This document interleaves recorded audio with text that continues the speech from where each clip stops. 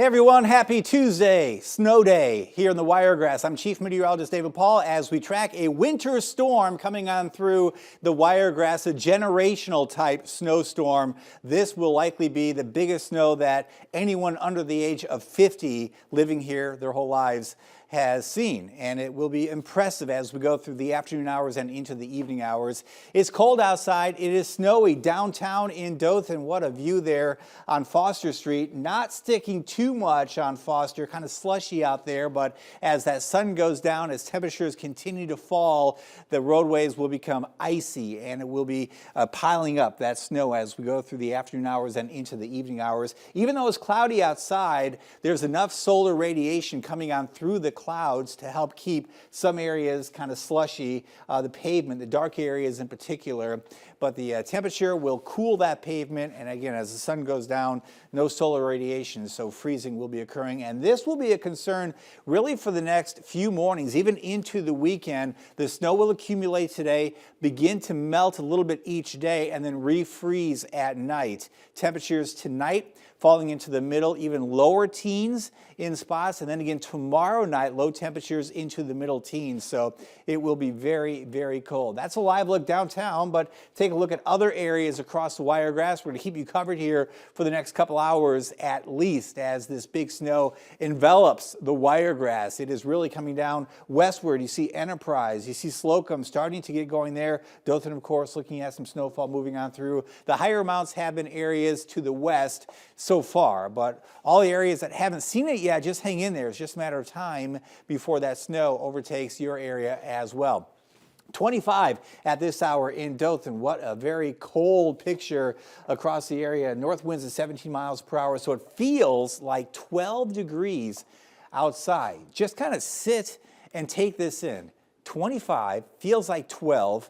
We're in the middle of January and it's snowing like crazy in downtown Dothan. This is so unusual, it's unbelievable. It really, really is. And this is just the beginning of that accumulation that is occurring about a quarter to a half inch already over parts of the city of Dothan. These temperatures are no joke. 24 now in Troy, 26 in Enterprise, 26 in Andalusia, 26 in Definiak Springs. Some areas southeast near the freezing mark, Donaldsonville to Mariana, but that colder air is coming in as that precipitation arrives. Evaporational cooling dropping us into the 20s and making any kind of an initial mix turn over to all snow.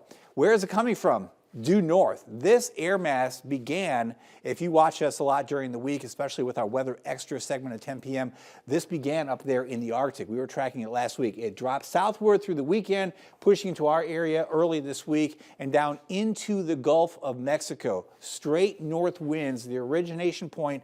When you go outside and you breathe the air, the origination point of that air was around the Arctic Circle. That's where it's come from. And up there it's cold, it's dark, and that cold air is spilling southward and really packing a punch. I mean, incredible to see the 20s down to the coast, snow to the coast into the offshore oil platforms in Louisiana. It's 26 in Lafayette, about 10 inches on the ground. Had some videos from some friends from the street where I used to live there in Lafayette, just really piling up. Blowing snow as well. 27 in New Orleans, 25 in Mobile, again 25 in Dothan, and not recovering. Temperatures hovering in the 20s. So the snow will continue. Again, some areas east and southeast, you're not into it yet. You will get there. This band of snow is really impressive here, lining up from the Panhandle areas north of Destin towards Crestview, all the way through Geneva County, and this is taking aim on the city of Dothan. Within this band, the darker blues, the snowfall rate is about 1 to 2 inches per hour. We're going to have a lot of terms here today that you've maybe never heard of before. To take you back, I grew up in the Midwest, spent the first 8 years of my career forecasting in Missouri, Iowa, Illinois.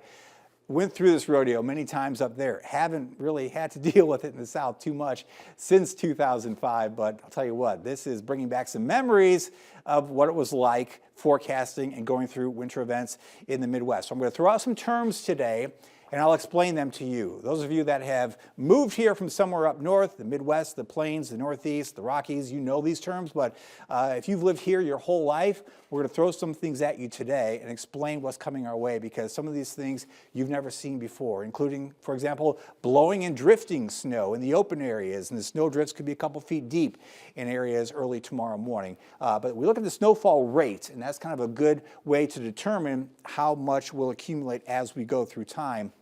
These heavier bands will, again, accumulate at about 1 to 2 inches per hour, and these are produced by some convergence in the atmosphere. That cold air is in place coming in from the north, but the moisture is coming in from the Gulf up above that cold air.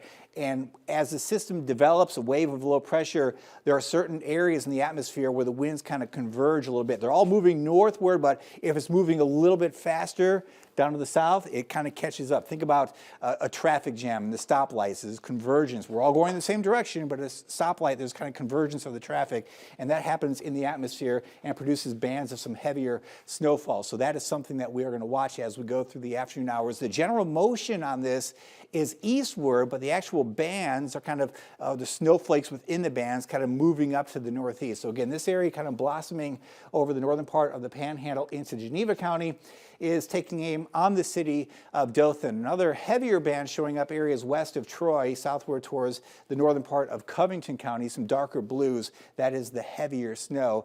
Kind of weird to see this because we're so accustomed to seeing green and then yellow and red showing up to show you intensity of the rain. This is just light blue to dark blue to identify the intensity of the snow coming on through. This is really adding up quickly in Geneva County. We have a lot of reporters out there. We have a reporter, Mia Nelson, is in Geneva. Let's try to get her to dial up, and we can get in with her and see what is happening out there in Geneva. So we have a lot of people in the back helping me out. Kenneth, shout out to you. He's directing. Brianna Jones is in the back helping to produce. So we're going to get Mia and tap into her and see what's happening down there in Geneva. Northward here, it's a decent snow in Enterprise. We have a live camera, and meteorologist Ryan Duggar is here as well. And Ryan, punch over to that Rawls cam. I think that might be up, and take a look at what is happening in downtown Enterprise. That's Ozark. Ryan, yeah. Punch over to the Enterprise cam as we look at what is happening. That's Ozark. There's downtown Enterprise. So notice the accumulation here because that snowfall rate was pretty good earlier, heavier earlier. It's accumulating on the roadways. It's a slushy mess. And again, as that sun goes down, this will all freeze. Areas that are slush will go over to ice, and travel will be very difficult. I was out and about a little bit this morning, amazed at how many people were out, and even coming into work, amazed at how many people are out. If you don't have somewhere to go, your best advice, my best advice to you is to stay put, stay home. We knew this was coming. We've been forecasting this for days and weeks, as a matter of fact. Now, I'll mention that Weather Extra show, again, that we have at 10 p.m. every night. We dedicate about 15 minutes of that show just to weather. And it's usually Ryan and I breaking down what is happening now and what is happening next. And we're looking always into the future, more than a week, 2 weeks, even a couple months, kind of giving you a heads up of what is coming our way. So we knew this was coming. Hopefully, if you knew, you told some friends. Sometimes people don't pay attention to the weather, so we have to do our part to kind of spread the word. But bottom line, it's here. Stay home if you can. Stay off the roadways. And if you can, for the coming days, stay home as well, because the roads won't improve. We don't have the snow plows, the salt, the sand to spread to make the roads safe. There's a look at the Doppler radar, again, looking at Enterprise.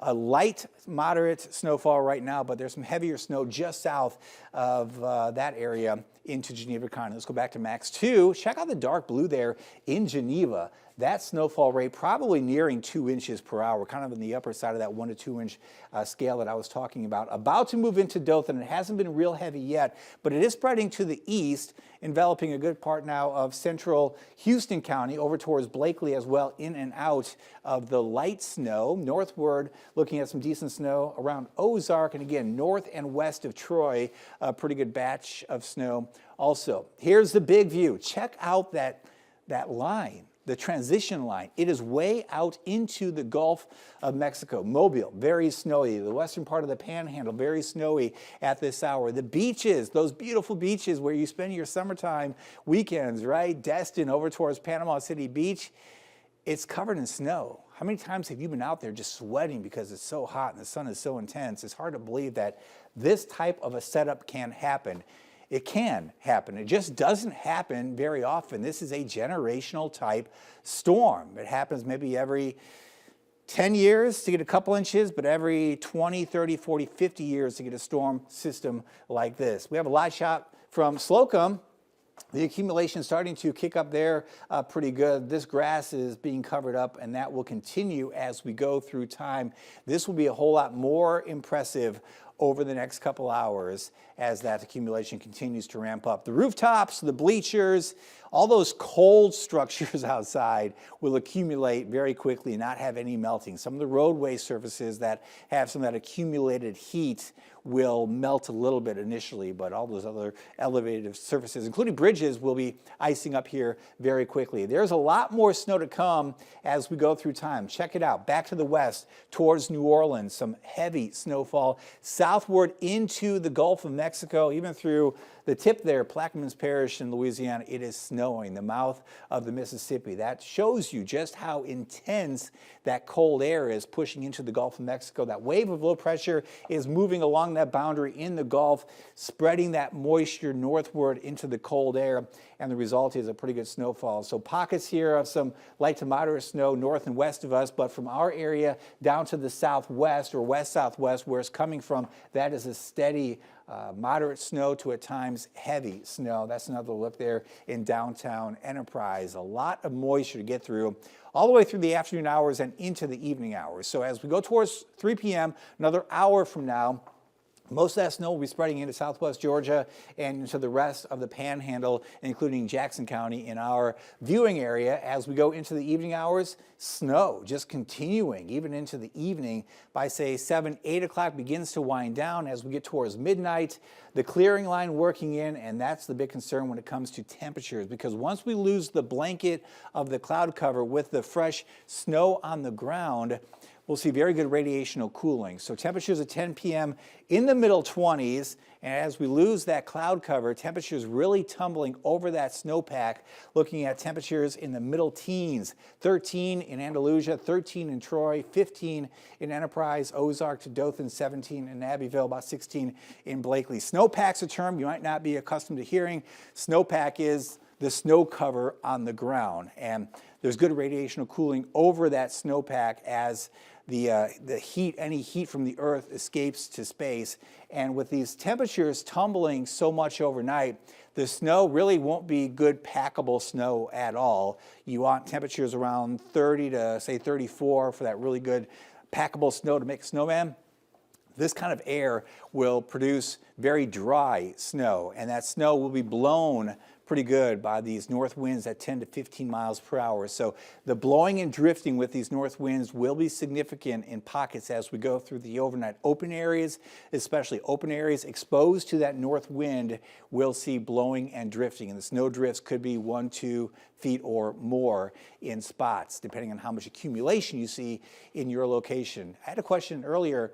How do you measure the snow? The best way to do that is if you have a clean white foam board, set that outside, ideally before the snow started, let that snow accumulate, then measure that board away from the wind so you get a good accumulation. But you can measure snowfall on, say, your patio table outside. That's probably cold enough, the snow's been accumulating and not melting, so different ways. But you want to find a spot away from the wind, away from the environmental impacts from that wind. All right, tomorrow, this model probably a little too optimistic. I don't think we'll get to 38, 39.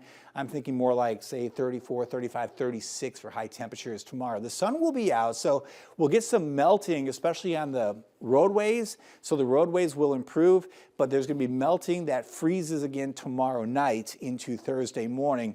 Again, very good radiational cooling, so low temperatures, middle teens to perhaps lower teens, 17, 16, 15, 18 degrees Thursday morning. Think about what we saw a couple Christmases ago when we had 16 degrees. We had a lot of freezing pipes. We had a lot of issues. We had a lot of landscape plants that did not make it because of the duration of this cold. Hopefully your outdoor preps are done. You want to drip your water, hot water, cold water, just dripping it just to get the water moving a little bit through the pipes. If you have exterior pipes, you want to open up those cabinets If it's on an exterior wall, underneath the bathroom sink, the kitchen sink, underneath the bathtub, if you have the jacuzzi tub, for example, with some plumbing, just make sure you get that warm air to circulate on through. Another tip from the electric cooperatives, and this is important because if you remember a couple years ago, we had some rolling blackouts where they cut power for 20, 25 minutes, and then they brought it back on. They kept rotating who was losing power because of the demand on the system.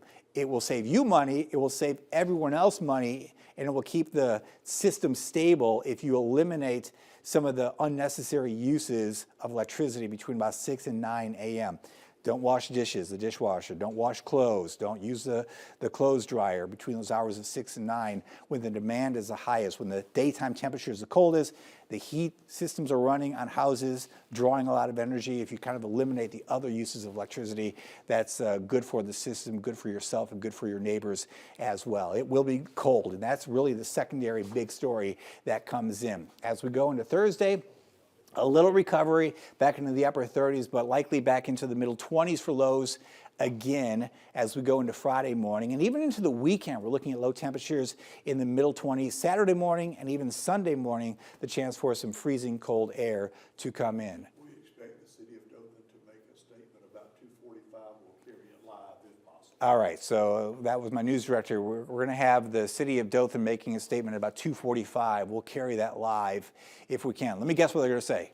Stay off the roads. If you don't have anywhere to go, don't go anywhere. The roads are going to become icy.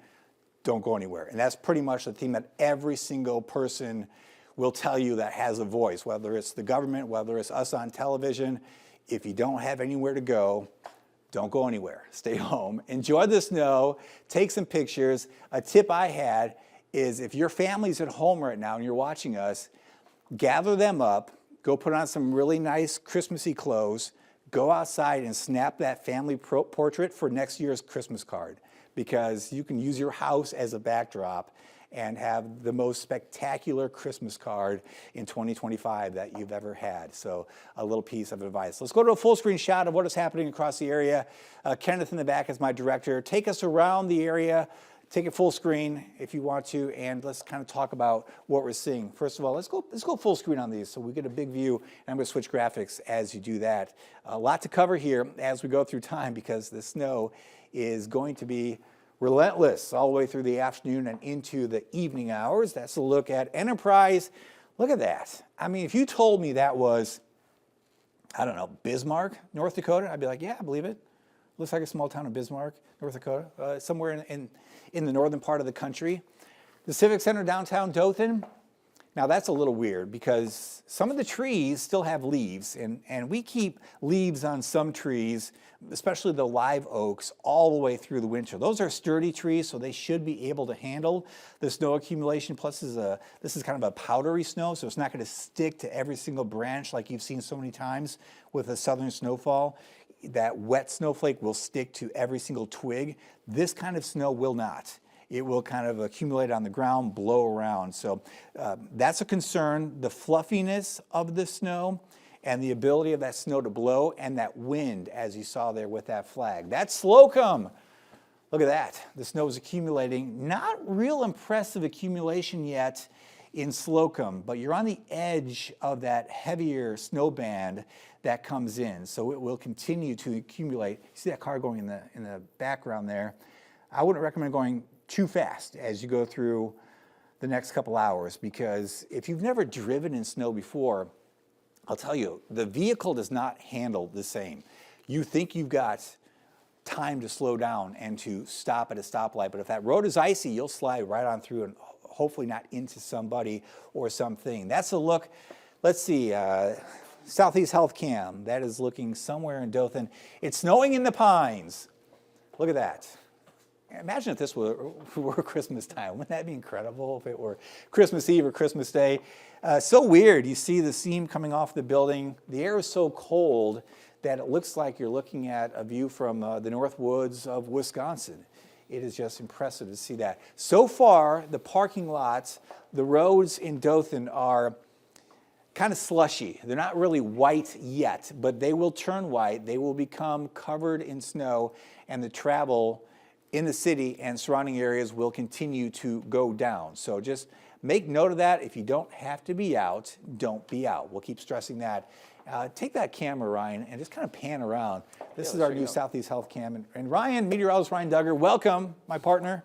That's right. I mean, we've been watching out for this potential for much of the past couple of weeks, and to see something like this, I never thought in my short career here that I would be tracking snow alongside you for a day like this. And, you know, usually we're looking at these cameras talking about storm clouds or even severe weather systems and rain most of the time winding through. But to see snowflakes on these cameras and to see people still braving the snow and driving through it, it's pretty incredible. You can take a look out there. That's facing towards Georgia, and people are still trying to make their way, hopefully home, if they're having to leave work. You can see a little bit of traffic out there, but the flakes are really coming down. And when I first got here, we took a look at Ozark, and actually I'm going to bring Ozark back here. Wow, look at the difference. Yeah, look at the difference. I mean, that is some great accumulation. And of course, less traffic on the roads from what you can see here. So it's helping that snow to really build on the roads. And like you were saying earlier, if that was Bismarck, I would believe it. That looks that looks like a small town in North Dakota. Yeah, it really does. It's amazing to see it. And this event will continue as we go through the afternoon hours and into the evening hours. Some of that heavier snowfall coming on through. Still a fair amount of traffic in Dothan. Go back to that Southeast Health Cam. I'm not sure why there's so much traffic. I guess it's a bigger city, but I'm sure the recommendation from the city will be, hey, if you don't have to be out, just kind of go home, because we're getting into that heavier snow, the darker blue showing up now right on through the city. So maybe punch around the cameras that we have in the city of Dothan, Ryan, kind of show you what is happening. So Southeast Health on this side of the circle right here. We've got the other one over here on the west side, and one here on the southwest side of the circle. That is the B1053 cam. That's the Toyota dealership there in the foreground. That looks a little more southern there with nice green grass and some leaves on the trees and some pines. That snow really coming down there over that part of the circle. Let's go over to the flowers cam. Do we have that flowers cam up? I believe flowers were still working on getting that back. Okay, yeah. That went offline a while back. That's right. So what else do we have there? Headland. Let's go to Headland. Yeah, let's go ahead. Ooh, look at that. A little accumulation there on the road. So just north of the city of Dothan, some decent accumulation at this hour.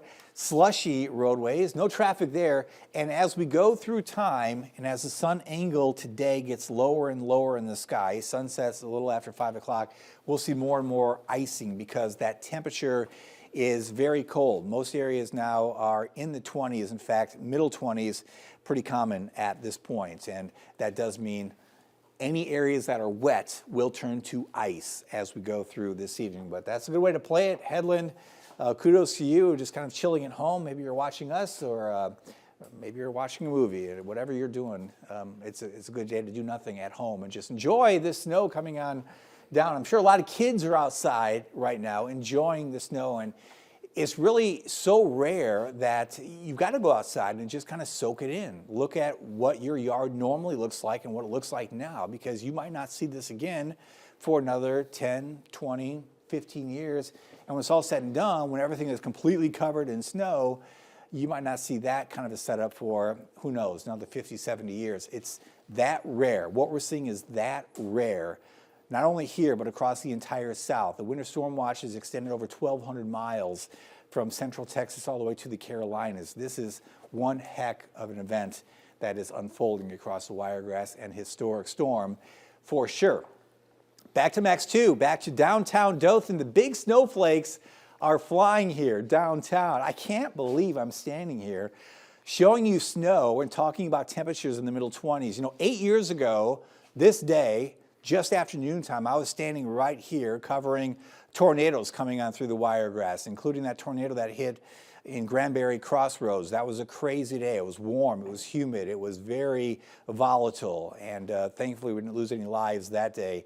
8 years later, January 21st, we're talking about snow. Goes to show you the variation that can occur this time of year. We could be 80, we could be snowy and 26 degrees, and that's where we are right now. Most years is somewhere in between. North winds at 12, feels like 16. Wind chills will be a concern as we see that temperature fall into the middle teens, lower teens tomorrow morning.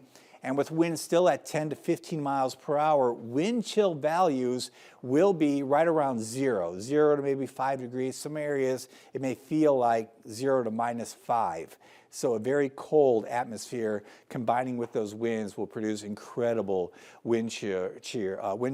There's a extreme cold warning in effect. They've changed up the terminology of the National Weather Service this year. Bottom line, it's cold out, right? We'll have to tell you it's cold out. It's going to be cold tonight.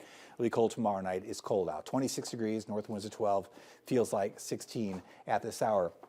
A little more accumulation happening, by the way, on Foster Street downtown. That will continue as we go through the rest of the day. 26 in Dothan, around the Dothan area. We've got a lot of snow falling. Let's take you out to a ring cam. How about that? The technology of a ring cam.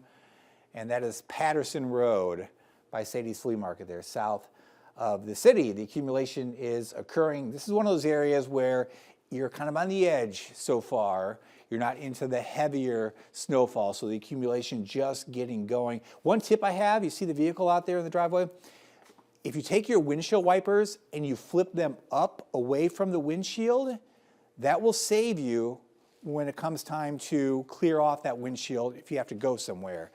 If your windshield is wet, your blades will stick to the windshield. So if you lift those blades, let the snow fall, accumulate, then you can brush it off, scrape it off, put the windshield wipers down, and they won't be stuck. You won't damage them. I mean, windshield wipers, have you priced them lately? They're about $60 for a good pair of windshield wipers. So save yourself some money if you can. 25 at this hour in Andalusia, 26 degrees in Defuniak Springs. Down to the Gulf Coast, we have temperatures in the middle 20s and snow falling. Incredible. I mentioned this earlier. This air came straight in from the Arctic last week. It came all the way through Canada, came into the U.S. this weekend, going back to Saturday when we had all that warm air in place.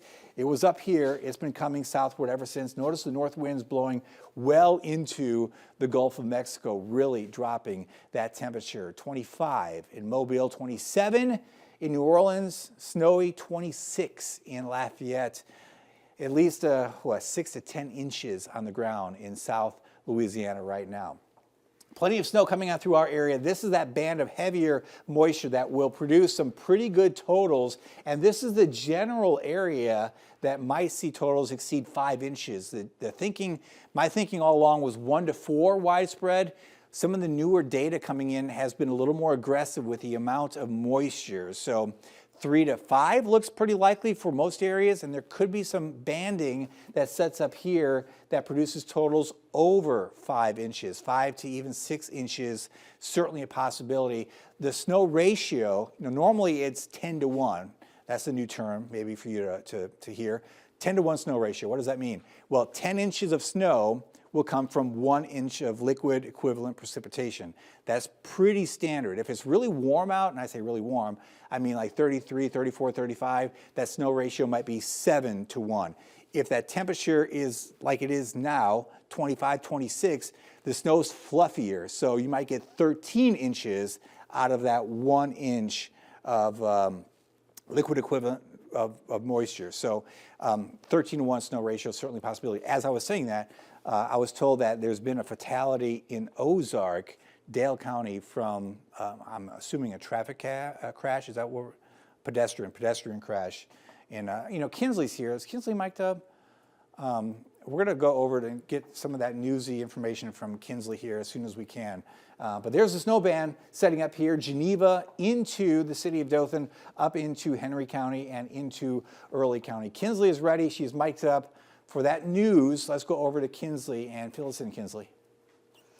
David, thanks so much. I am on our website right now. It is, of course, WTVY.com. We did just get this into our newsroom. A pedestrian killed in a Dale County wreck. So, of course, today can be all about the fun and those making memories, but it can be very, very dangerous. So you've got to keep that in mind as you are on these roads. So we have one person died this afternoon in a 2-vehicle collision. This is according to Dale County Sheriff Mason Bynum. He confirmed this to News 4. So this accident happened along US 231 near Enterprise Road, where there was snowfall on the road. Bynum referred questions of the accident to Ozark police officers who were leading the investigation. So the Dale County coroner has told News 4 he will publicly release the victim's name after he notifies relatives of the victim's death. So this is just one of the very heartbreaking stories that we are sharing today. Again, today is a day where a lot of memories can be made, but if you are traveling,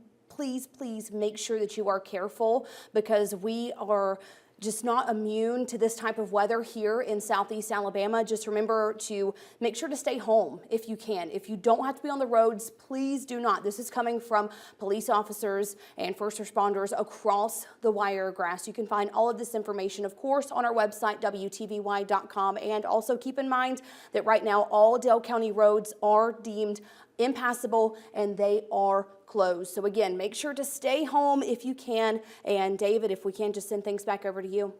Yeah, that's really the key. Stay home if you can. Even if you've driven in snow your entire life, it is still tricky to navigate. And if you've never driven in snowy, slushy, icy conditions, the learning curve is very steep. And you don't want to be out there today learning how to drive in this type of weather, because there will be issues. I promise you, that's not going to be the only issue that we see as far as crashes and people sliding off into the ditches.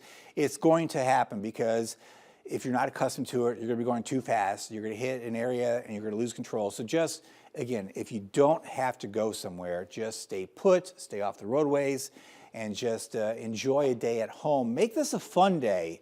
Make this a fun day by enjoying the snow in the safety of your yard, your home. Don't make it a day where something bad happens because you are out unnecessarily looking for a pair of shoes or a jacket or whatever. A lot of stores are closing too, so not much will be open as we go through the rest of today, I'm assuming. And as that sun goes down, the slushy roadways, the wet roadways will be turning to ice. I can't stress that enough. There's enough solar radiation coming on through to help melt some of the accumulation as it occurs on the roadways, but that will not last. There's a lot of snow in Geneva County. Let's go over to Mia Nelson. She is out there in Geneva. Mia, I cannot believe I'm seeing you dressed up like an Eskimo in the middle of snow in Geneva County. How is it out there? I know it. It is cold out here for sure, and that snow is coming down. I definitely had to bundle up today for this. Very cold, very snowy outside. And even on our way in here, you know, we could see that snow even start to build up on some of the roads down in this area as well. But I'm going to step out of screen so you can see behind me. Right now, I'm at Hugh Owen Stadium in Geneva, and you can see that snow has completely covered the field here. And it's certainly accumulating as we speak. Definitely building up, and it's also windy out here, so it almost feels a little bit like that snow and that wind combination. Very, very cold out here, but we're seeing that snow build up. It looks like it's almost about ready to be the kind of snow you'd like for a snow angel here, but we've seen people outside walking around, you know, in their yards, you know, trying to have some fun in the snow. So definitely a fun day for snow if you're going to be out in your yard, but not so much there on the roads, as we are starting to see that build up some in this area. Back to you, David. Mia, that is impressive. What a shot out there. That is so impressive to see. The ground being covered in snow, and there's more accumulation to occur. The city of Geneva might end up over 5 inches of accumulation. That is something else. A very significant snowpack, which leads to some really cold mornings ahead. Temperatures into the teens. In those areas that get, say, 4, 5, 6 inches, I'm talking 10 to 15 degrees for lows, some dangerous cold. That's actual air temperature, not the wind chill. Wind chills will be at or below zero for a period tomorrow morning in particular. There's that heavier snow band accumulating that snow in Geneva. Coming up into the city of Dothan, we have a news conference we're going to go to at 2:45 in Dothan. Again, they're going to tell you, stay off the road if you don't have to go out there. Just stay home. There are going to be issues with cars sliding all over the place. We don't want any more fatalities. And I say that seriously because in a situation like this, like in a severe weather event, when you've got multiple tornadoes, some people can lose their lives. And this is one of those situations where we can prevent it. You can't stop a tornado from hitting a certain town, but you can stop yourself from unnecessarily going out and getting on the roadway. So if you can, stay home. I mean, stay home. That's what everybody, again, with any kind of a platform will tell you today. Stay home if you can stay home. Mariana, you're dry. Over towards Seminole County, you're dry for now. That snow is going to be coming in. This is the leading edge coming in now to the city of Dothan, into Blakely, also northward to Troy, back to Andalusia, looking at some moderate snowfall. Some little pockets here, for example, in Coffee County, the northern part of Dale County, where it's not snowing as heavily, but those areas that tend to lighten up a little bit will kind of fill back in. This band is pretty much stationary. There's some convergence happening in the atmosphere, and that's how we get some higher totals. And I mentioned this on some of my social media posts leading up to today. We call that banding of snow, because these narrow bands will set up where there's enhanced convergence, and that's where you get the totals that will be 5-6 inches, while a few miles away it might be only 1 or 2 inches. Snow totals can vary greatly in an event like this, and if we look at history, we've seen that too. You go back to some of the bigger events, 2010, but you go back to 1993, you go back to 1973 in the Wiregrass. The city of Dothan at the airport, about 2 inches. But for example, 1993, areas to the north had 5, 6, 7, 8 inches of snow. A lot of variation can occur in situations like this and will occur today, but I'm thinking generally 3 to 5 inches, with some areas going above 5 inches, and some areas maybe around 1 to 3 inches, but it's going to vary, but generally about 3 to 5, a pretty good average. There was that little bit of a hole opening up there in Enterprise, not as intense snow rate right now. Geneva, from Mia, where we saw her in the thick of the deeper blue, the darker blue, the heavier snowfall, including now the city of Dothan over towards Blakely. Meteorologist Ryan Duggar, I'm going to toss over to you. Take us through some of the webcams that we have around the city of Dothan and show everyone what is happening and why you don't want to be outdoors, and how that snow is starting to accumulate now, I'm sure, on the roadways. Yeah, David, as I've been flipping through some of these cameras, I believe this is one of the cameras that we have towards across the border into Florida, overlooking a school. And over the past really few minutes, visibility has really gotten a lot worse. Of course, this is further in the sky, and as the snow is accumulating, coming down, but I flipped to it, and really with the flakes that you could see at first, it really did look like a Hallmark movie. And so if you do have the opportunity to go outside, definitely check out that snow. But this has been building pretty quickly, and what we just saw with Mia, all that accumulation, this could prove treacherous for the roadways very quickly, especially as the sun goes down. We're going to get those temperatures continuing to go down, and so you definitely don't want to be out on the roadways. But let's go back and let's check out Enterprise here, where some people are still braving the roadways. You can see those tire tracks through the snow, and the sun still, or excuse me, the snow still coming down out there. A lot of this accumulation has been pretty impressive over the past few hours, and some of the photos that I've seen too, a lot of people have had snows covering their car very quickly. I've seen photos of Jeeps that are really getting some good snow. Even for me, just living outside of the circle, when that snow started to finally arrive, snow very quickly started accumulating on the hood of my car, the roof. And so if you're planning on staying inside, check out how much can build on your car as well. But like I said, we still see a few people out there. If you are trying to make your way through, hopefully you can get home really quickly before this continues to accumulate. Because again, those roadways and those hazards are likely just going to be continuing to build, especially as those temperatures go down. Let's take a look at the roadways in Dothan here, and we're still seeing some traffic towards the east side of Dothan right there. This is from our southeast health camera, and we see that the snowflakes are still coming down. A few people braving that intersection, a lot of 18-wheelers out there. And so with that, I know 18-wheelers have to get to places at certain times, but again, being on the roadways, just be as safe as you can, especially as this comes down. But if you are in a safe spot, staying at home, be sure to check out the snow, because again, you might not see this for a decade or even more. But I'm going to toss things over to Kinsley with some more information that's coming in. Kinsley? Ryan, thanks. Of course, it is all about a little bit of fun, but you want to make sure that you're staying warm. So in addition to the snow falling now, I know it is beautiful. There are those freezing temperatures that can be dangerous. So several warming stations are opening across the Wiregrass. One in Dothan, the First Baptist Church Family Life Center on 300 West Main Street will stay open through Thursday at noon. Doors will be locked each night at 9 p.m. Meals and cots will be provided.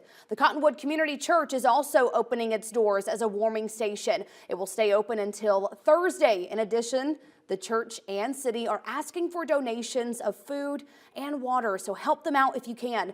We have more warming stations on our website. That's WTVY.com, or of course that free News4 app.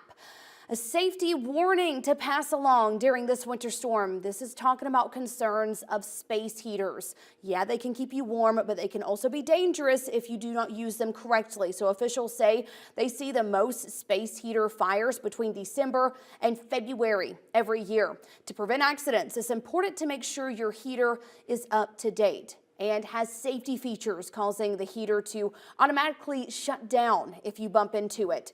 Do not plug it into an extension cord, and do not run the heater's cord under a rug or any type of furniture. Let's talk cars real quick. My drive has been like no other on the way to the station. My car was covered in snow. I was having to wipe off some of that snow. And of course, you want to be careful, but you want to make sure that you use these tips to make sure your car is safe on a snow day. So the cold weather could impact your car battery, causing it to drain faster than usual. Make sure you go and get it checked out before leaving for a long commute. In the winter, I mean, that's What's our next? number one sort of unexpected problem Cool. in the winter. Every time, We'll have that press the conference first time it gets soon. down into the 20s, we get at least 10 calls the first week for that. And then throughout the winter, it's very, very common.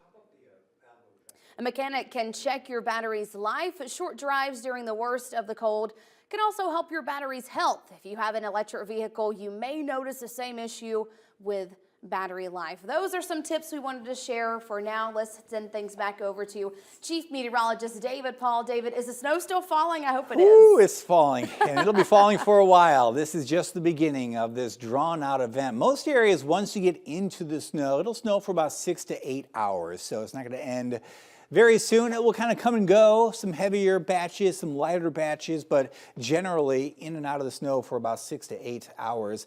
About to lessen a little bit in Geneva, but in the city of Dothan, it is still coming down pretty good. Some heavy to moderate snowfall over towards Blakely at this hour. A little bit lighter up there towards Echo, back towards Enterprise, then heavier again, Troy over towards Andalusia. These roadways are becoming snow-covered everywhere, so if you can stay home, stay home. That's the main message. The beginning of the snow event is occurring right now. There's a lot of snow back to the west of us, all the way through the western and southwestern part of Alabama, the western part of the Panhandle into the Gulf of Mexico. The beaches will be covered in white into parts of South Mississippi and Louisiana as well. A very significant snow in South Louisiana. That's been the bullseye area, 6 to 10 inches in spots. It's snowing heavily now in New Orleans.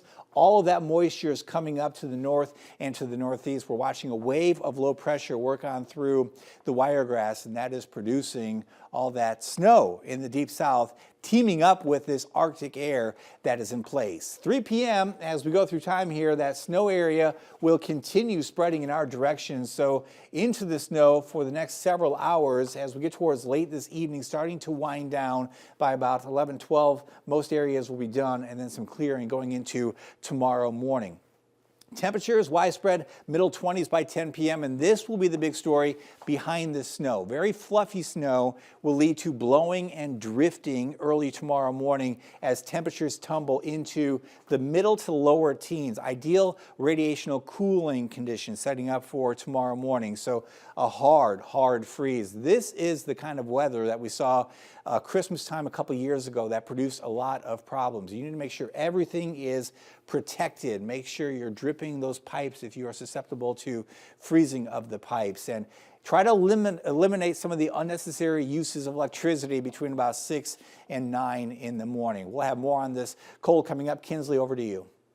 David, thanks. And hey, we are just getting word that the city of Dothan, they are about to hold a press conference discussing the conditions that we're seeing today. Of course, we know this is an historic day here in the Wiregrass. So the city of Dothan is now about to share some of the things that we have been seeing so far today across the city and what they have planned to do. Let's go ahead and take a look at that press conference right now. Come on now. All right, y'all tell me when you're ready. Or when you're live, better yet, we'll act right. All right. You live? All right. Well, good afternoon. My name is Chris Etheridge, Deputy Chief with the Dothan Fire Department. Just wanted to provide an update from here, the City of Dothan Operations Center. We're located down at Dothan Utilities.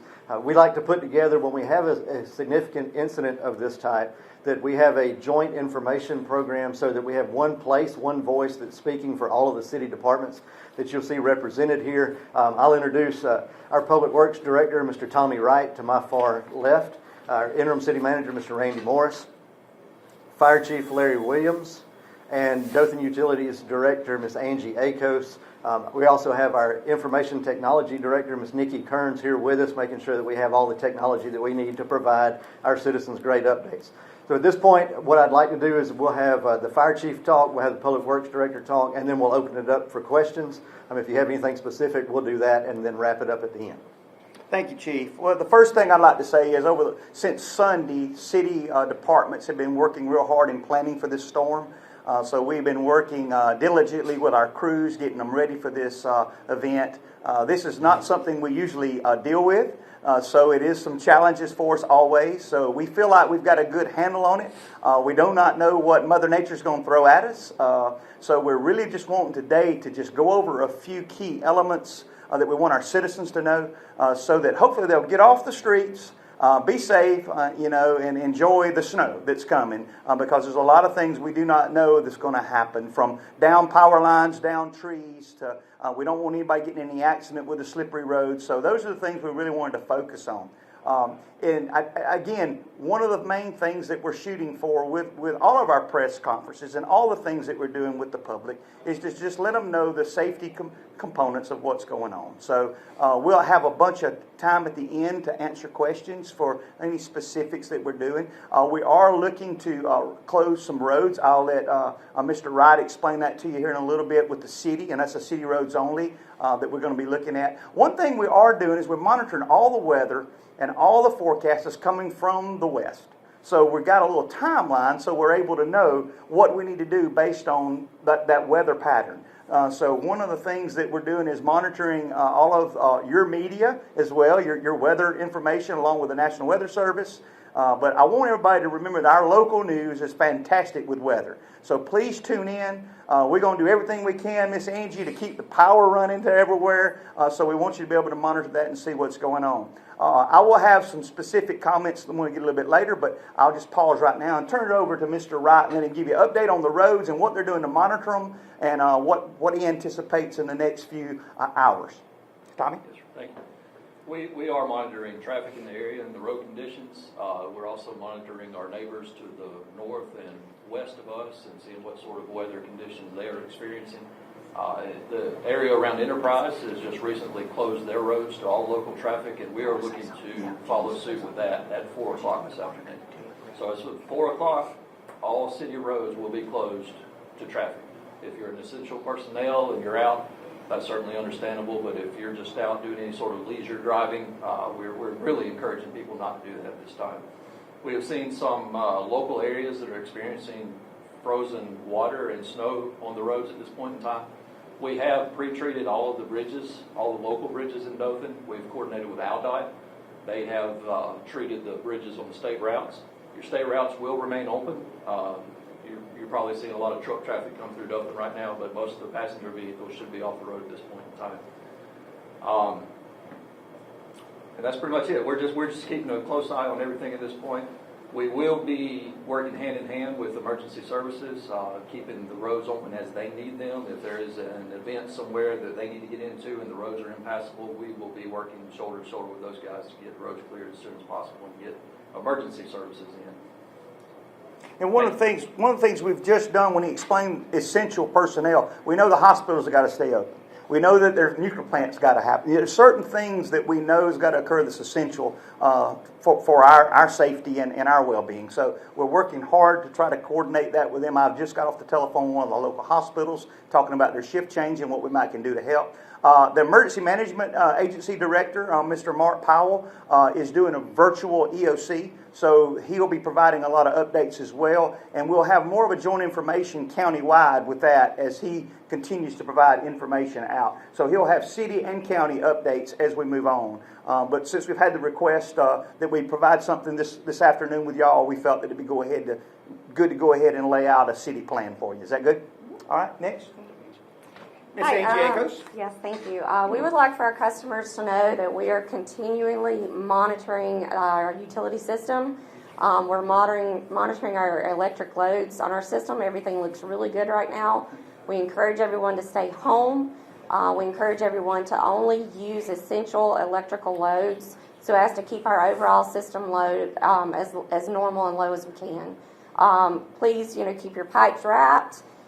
Make sure that you are monitoring those for any water leaks. If you have any problems, please contact our 615-3302 dispatch number, and we will try to get to you as soon as we can.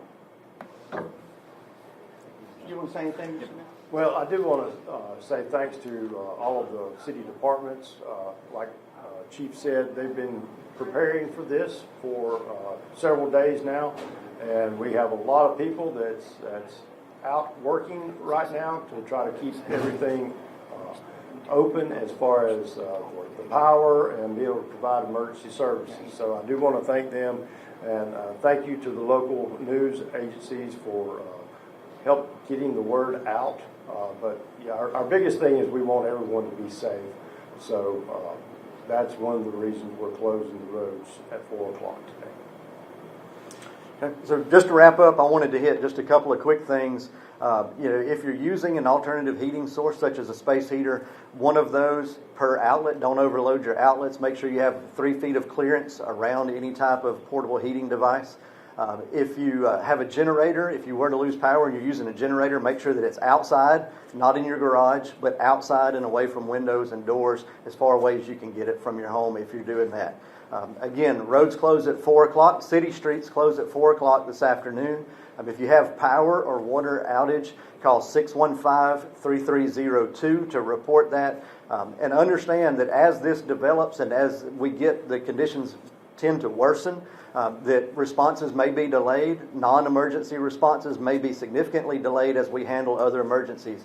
And that's all of public safety, whether that's water and electric, fire, police, and public works. But we are tracking that. We've got a room full of staff. Our communications center downtown does a tremendous job. Remember that 911 is for life and death emergencies, not to report a power outage or not to report insignificant issues. It's crimes in progress and life and death emergencies, because they're going to get inundated with those actual emergencies. So we would remind the public to reserve 911 for that.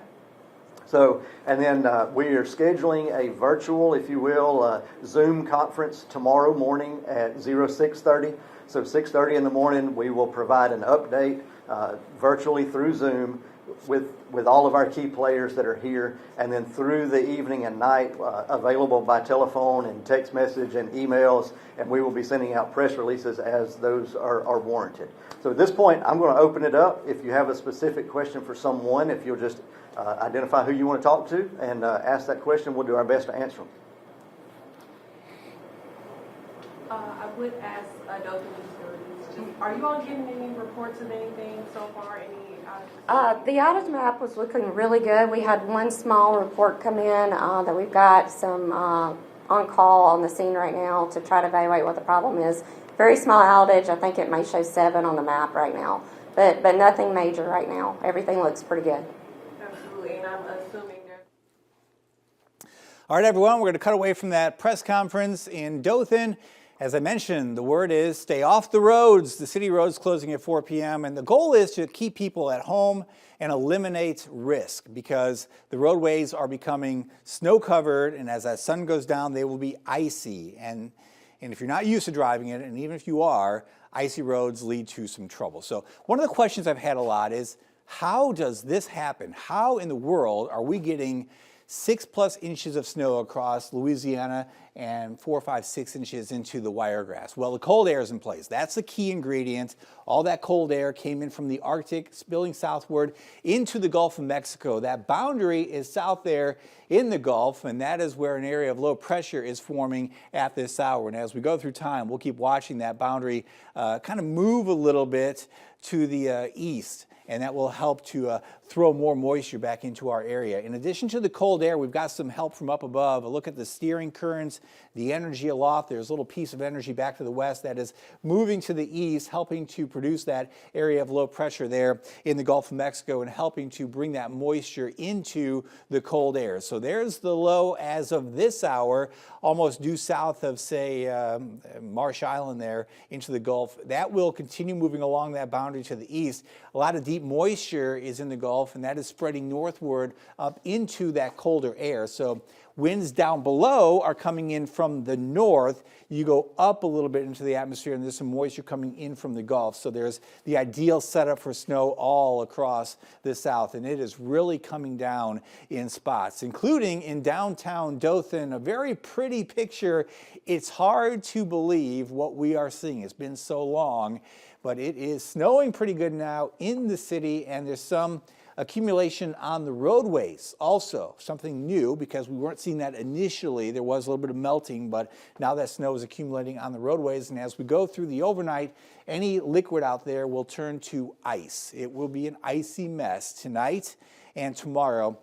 The snow accumulation really racking up there on the rooftops and in sheltered areas. Notice the wind blowing. That's a concern as well because temperatures are cold. We're in the middle 20s, so blowing and drifting of the snow is certainly on the cards for the overnight here and into tomorrow morning. North winds at about 10 to 15 miles per hour, blowing that fluffy snow around, producing some drifts, especially in open areas. It feels like 14, and it will feel like 0 or so tomorrow morning with air temperatures into the middle teens at that point. Right now, 27 Ozark to Abbeville, 26 in Dothan, 26 in Geneva, 28 now in Chipley, even Mariana down to 30 degrees. Lots of cold air moving in from the north, 25 in Birmingham, 27 Nashville, 1 degree in Chicago at this point. It is a cold atmosphere. Pretty good snowfall, Andalusia towards Troy, pretty good snow in Dothan over towards Early County. Still waiting for it to come in there in Mariana, but it is snowing now towards Panama City, and that is spreading up to the northeast, and there's more snow west of Andalusia also that will be coming on through into the evening hours. So these areas snow covered, the roadways are dangerous, stay put. Geneva still looking at some pretty good snow over towards the city of Dothan, and Blakely at this hour seeing some pretty good snow. It will kind of ebb and flow, sometimes heavier than other times. A lot of moisture is out there in the Gulf of Mexico, extending back towards Mobile west of us, some pretty good snow even into South Louisiana, still looking at some pretty good snow around New Orleans. As we go through time, that moisture continues coming at us, so a steady snowfall, more or less, as we go into the evening hours. That's 6 p.m. As we go through the evening, the snow will be winding down by 8 p.m. Areas north and west getting out of it. Then as we get towards, say, 10 p.m. to midnight, most of us will be dry, no more falling snow, but the accumulation will be there. The back edge of that clearing line will be working in, and as we go through the overnight, skies will clear. That sets the stage for some really cold air tomorrow morning. As far as additional snowfall, this graph model's been doing a pretty good job overall, and it looks like an additional 1 to 3 to 4 inches, and there could be some extra snowfall here that shows up in Mariana because we haven't seen much yet. This model's showing 5.6 inches yet to accumulate. So I know it looks impressive, looks kind of hard to believe. Even if it's off by an inch or an inch and a half, we're still talking about a record-setting day of snowfall here in the city of Dothan. Temperatures, the next big story, will be falling into the middle to lower teens. Air temperatures tomorrow morning, this will cause issues. Not, maybe widespread, but if you live in an area or in a house that's not very well insulated, that can burst pipes. So heads up tomorrow Could be some issues tomorrow morning. Midday tomorrow, a little recovery. I'm thinking more like 34 to 36 for highs, so a little bit of melting, but then back into the deep freeze tomorrow night with low temperatures into the teens for Thursday morning. So icy conditions, black ice, a concern for the coming mornings. A little more melting on Thursday, but likely a pretty good freeze again for the next couple days that follow into the weekend. These are the forecast temperatures as we go through time. It will be warming up eventually, but it's going to take a while to get there. Some areas may see snow on the ground until sometime this weekend. And speaking of snow, let's go out to Bayla Walker. She is in Webb, Alabama, tracking the snow that's coming on through that area. Bayla, how is it out there?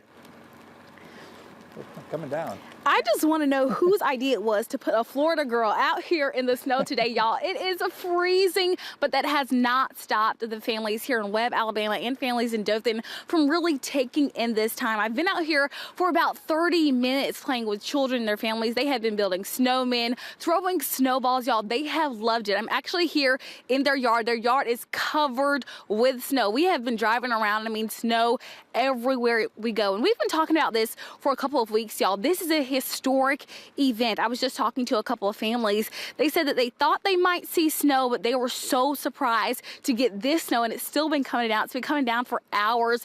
It has been such a wonderful time talking to all these families. We have had families on snow sleds, families running around, really taking in this moment, because especially here in Dothan and here in Webb, Alabama, this isn't an event that we get every year. We don't even get it every 5 years.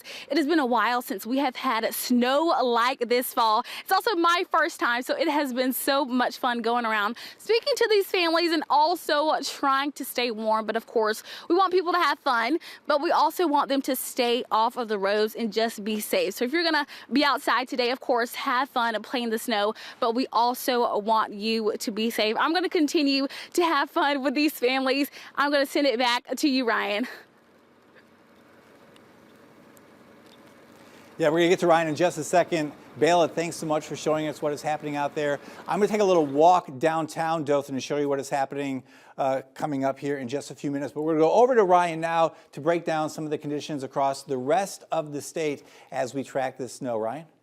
Yeah, that's right, David. We have some tools available for us as the snow is coming down. And so throughout this afternoon and for the past few days, before this snow even rolled through, we've been talking about the road conditions and how they will be worsening over the next couple of days as this snow makes its way onto the roadways, and they're definitely cold. And so as that that snow starts to melt a little bit, and then it can freeze back over. So black ice is going to be an issue for the next couple of days, especially at night when we see temperatures in the teens. But one of the resources we like to use is algotraffic.com. It's a great tool to see reports coming in on the roadways throughout the state. And as you can see right here for the Wiregrass, over the past hour, we've seen that these red icons have started to appear. And so these indicate vehicle crashes. And so we've seen definitely a lot more in Dale County.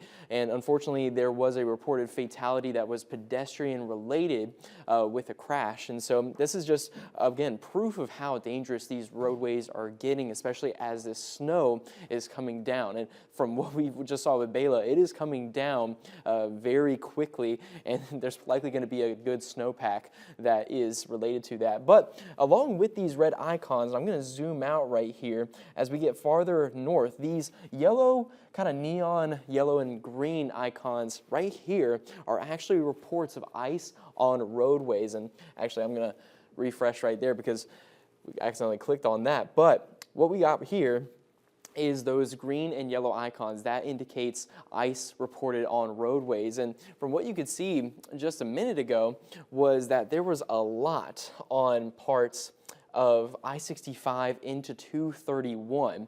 And so with that, that is just, again, an indication of with this snow coming down, the roadways are becoming much more and more dangerous. And you can't see it on the roadways. Like David was saying, even if you are experienced with driving through the snow, likely is going to be dangerous. So while this data is kind of coming back, also another thing to consider is with snow events like this, our infrastructure and our electricity sometimes isn't used to this snow, especially if we have power lines lines that are having the snow accumulate, and also trees close by with these power lines. The snow continues to pile on those branches. They get heavy, and this can knock down limbs, trees, and power lines. And so one thing that we are tracking are power outages. Now, not much on the map right here. There are some in North Alabama where some customers are seeing electricity going out, but that could be unrelated to winter weather. But for our area, especially where this snow is coming down, we can see that this builds the number of outages. So we're going to be watching that throughout the day. Also, not to forget Florida. Florida also included with our area too. So we're going to be watching areas of the Panhandle to see if we can also get some of those, or if we do have outages build throughout this afternoon and into the evening, especially as the snow comes down. But I'm going to go ahead and toss things out to David in downtown, and he's going to be walking around and showing us how much has accumulated already, and also seeing how that cold is feeling. David? Well, I don't know about the cold. I don't know. It's cold. I'm not going to be happy feeling it. Okay, let's flip it around. I'm going to walk outside and show you what's happening here in downtown Dothan. I've got my umbrella. There's the wind. Got my umbrella. So look at this. It's already accumulating, and it's slippery. And I've got, of course, flat bottom shoes on here. So I'm going to go pretty carefully. There's accumulation on the roadway. This is, let's see, the phone to focus. This is slippery. It is slippery. You can just kind of see me sliding here, no problem. This is Foster Street. We got a vehicle coming up to a green light, so they're gonna be okay. Look at all the slush accumulating on the bottom of the roads. I feel like I'm back in the Midwest working. This is unbelievable to see downtown Dothan like this. There's Foster Street looking northward. There's Foster Street looking southward. And it is really accumulating. Once you get that base of snow on the roadway, everything else is going to stick. And actually, the most dangerous time to be out is when this initial snow and slush starts to freeze. Once we get a few more inches of accumulation, the traction will actually be a little bit better. But when it's just starting, it is so slippery. And if you have tires that are bald, they're going to be just like my foot, and they're going to slide like crazy. But good accumulation here in downtown Dothan. It is coming down pretty good. Something that we're just not used to seeing. Behind me, North Foster. Ahead of me is South Foster.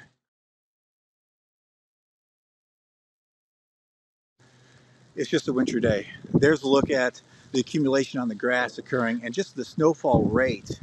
Charles Woods building here. The snowfall rate is incredible for a storm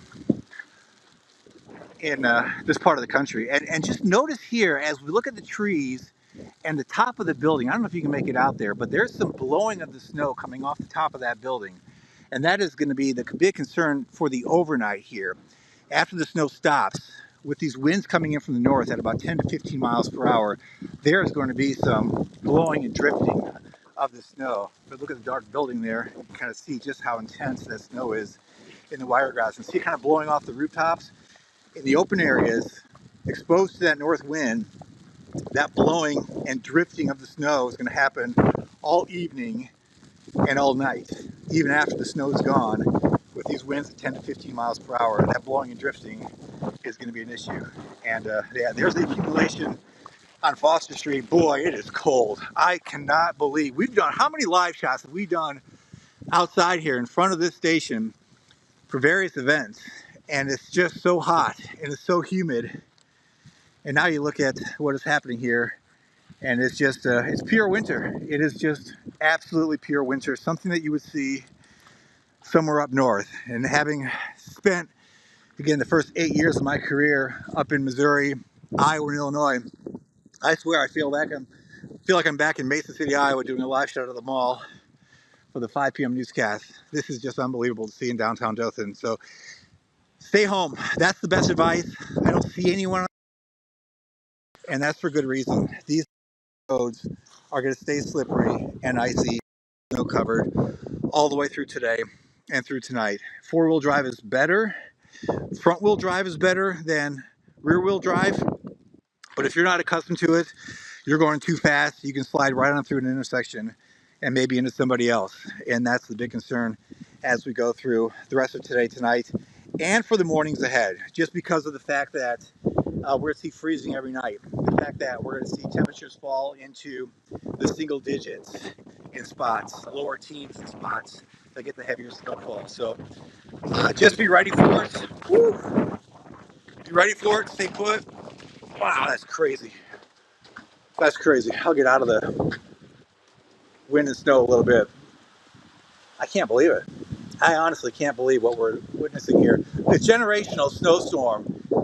Most people have not seen an event like this in a long time, and if you're under the age of certainly 25, you have not seen anything like this. You go back to 1993, the superstorm in 93, so if you're 31 or younger, you have not seen a storm quite like this, and the snow is coming down pretty good snowfall at this hour. The snowfall rate, probably an inch an hour at this point, and we'll see more of this for the afternoon. Okay, I'm gonna go inside, warm up. Ryan, I'm gonna toss it back to you, and I'll be back inside here in a couple minutes.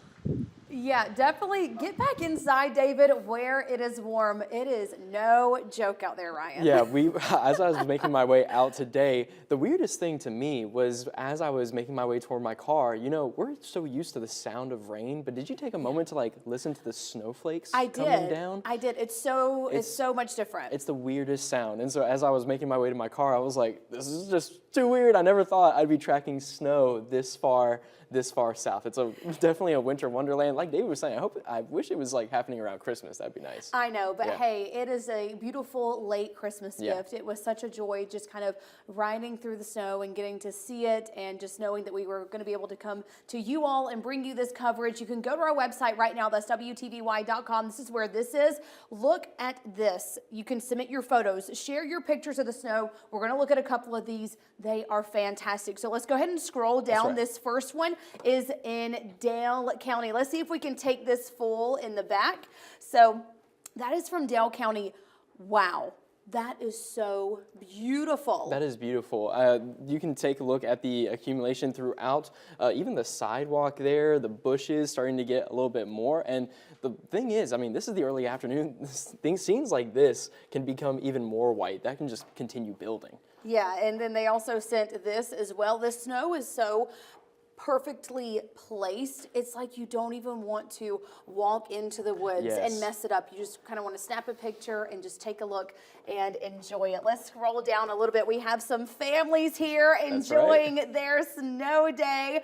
This is in Kinsey. This was uploaded about 15 minutes ago. This is in the Kinsey Webb area. 2025 snow. I mean, who would have thought that we would get snow in 2025? It might be one of my favorite years so far. I was about to say, this is going to be, if this is a keynote for the kind of weather we're going to be seeing for 2025, hey, we got a whole year to go. Hopefully it's a really interesting one, especially as we're starting with a potentially historic day throughout the Wiregrass. We have some more families here. This is in Wicksburg. They are bundled up. Look at those smiles. They look so precious. This is exactly how I was with my first snow. Now, I originally lived in Savannah, Georgia. You don't really see snow coming through that area very often. You're just so close to the Atlantic. You got that warm air. But as soon as I made my way to Birmingham, Starkville, Mississippi, this is exactly how I looked. I was making snow angels.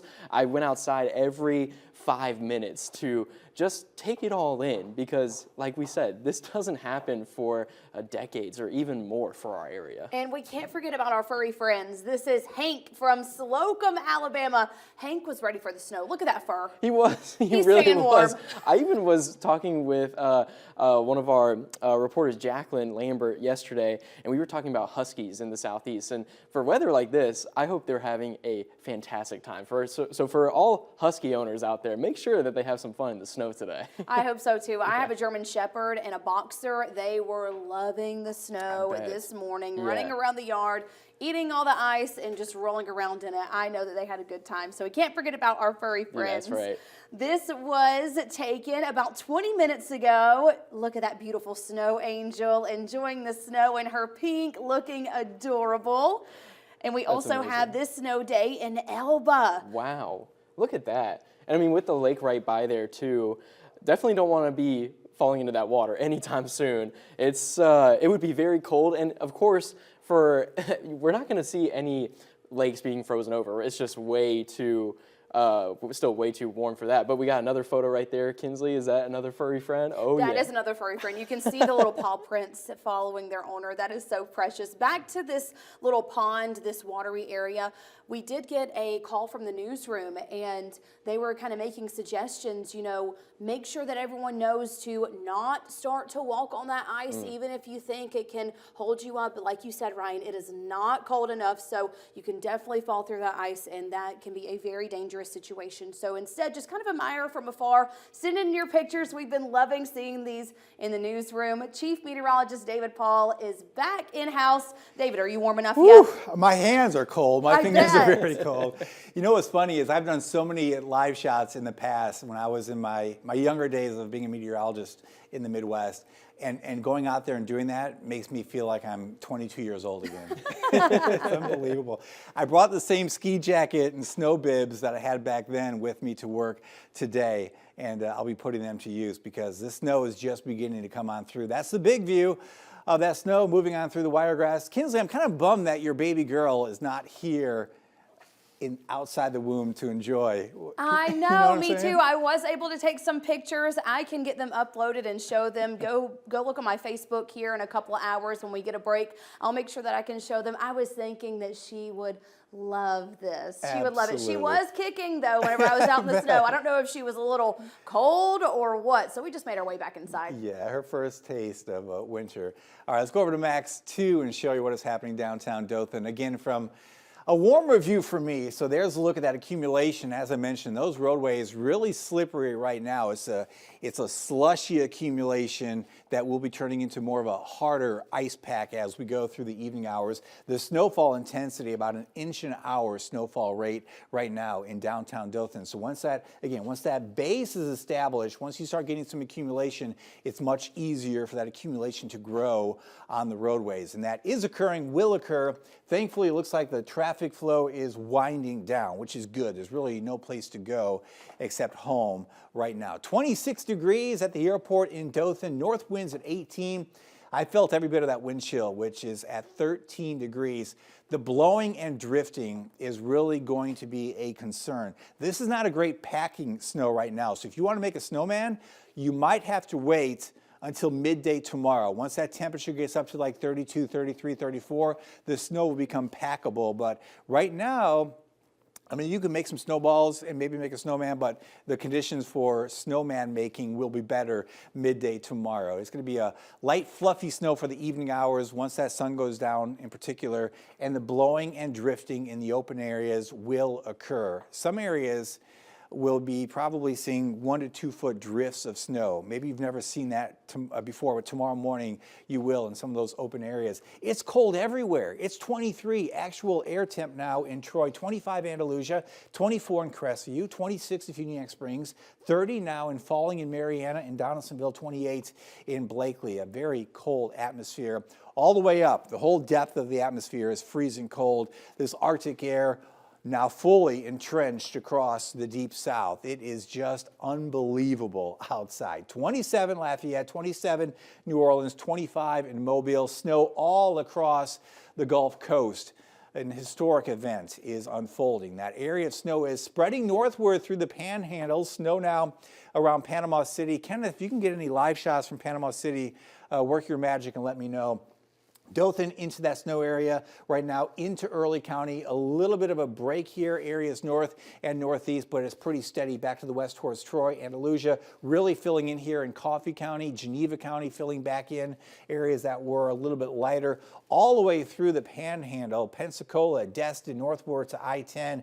It is a snowy mess. If we can get some more live shots maybe from Mia out there too in Geneva, we can check in on her before it gets too dark. Good to see the snow accumulating during the daytime period. Let's animate this over the past hour. That one snow band pretty much has been stationary flowing north and then back to the south a little bit as you get the different winds in the atmosphere to kind of converge and just fluctuate just a little bit across the area. That area developing by Panama City is pretty significant, so that area will spread up to I-10, Mariana eastward towards Tallahassee. Fine for now. That will not be the case as we go through time. Andalusia looking at some pretty good snowfall. Again, a little more convergence happening here, so that snowfall rate is intensifying again between Troy and Andalusia. All of you pretty much in this area that has seen the snow needs to be off the roads and just stay put, as that snowfall rate is pretty intense in spots. The darker blues there coming out through Covington County and working back into Coffee County. That little hole that was an Enterprise has expanded a little bit, but is being filled back in by a moderate snowfall coming on through Enterprise at this point. We'll see more of this work on through for the rest of the afternoon hours and into the evening hours. Make those memories at home where it's nice and safe. Let the kids play in the snow. The dogs can play in the snow. Some of those pictures were fantastic. I've got a Great Pyrenees Golden Retriever mix. He looks like a polar bear, so I can't wait to see him outside in the snow just playing and enjoying life. He likes the cold air to begin with.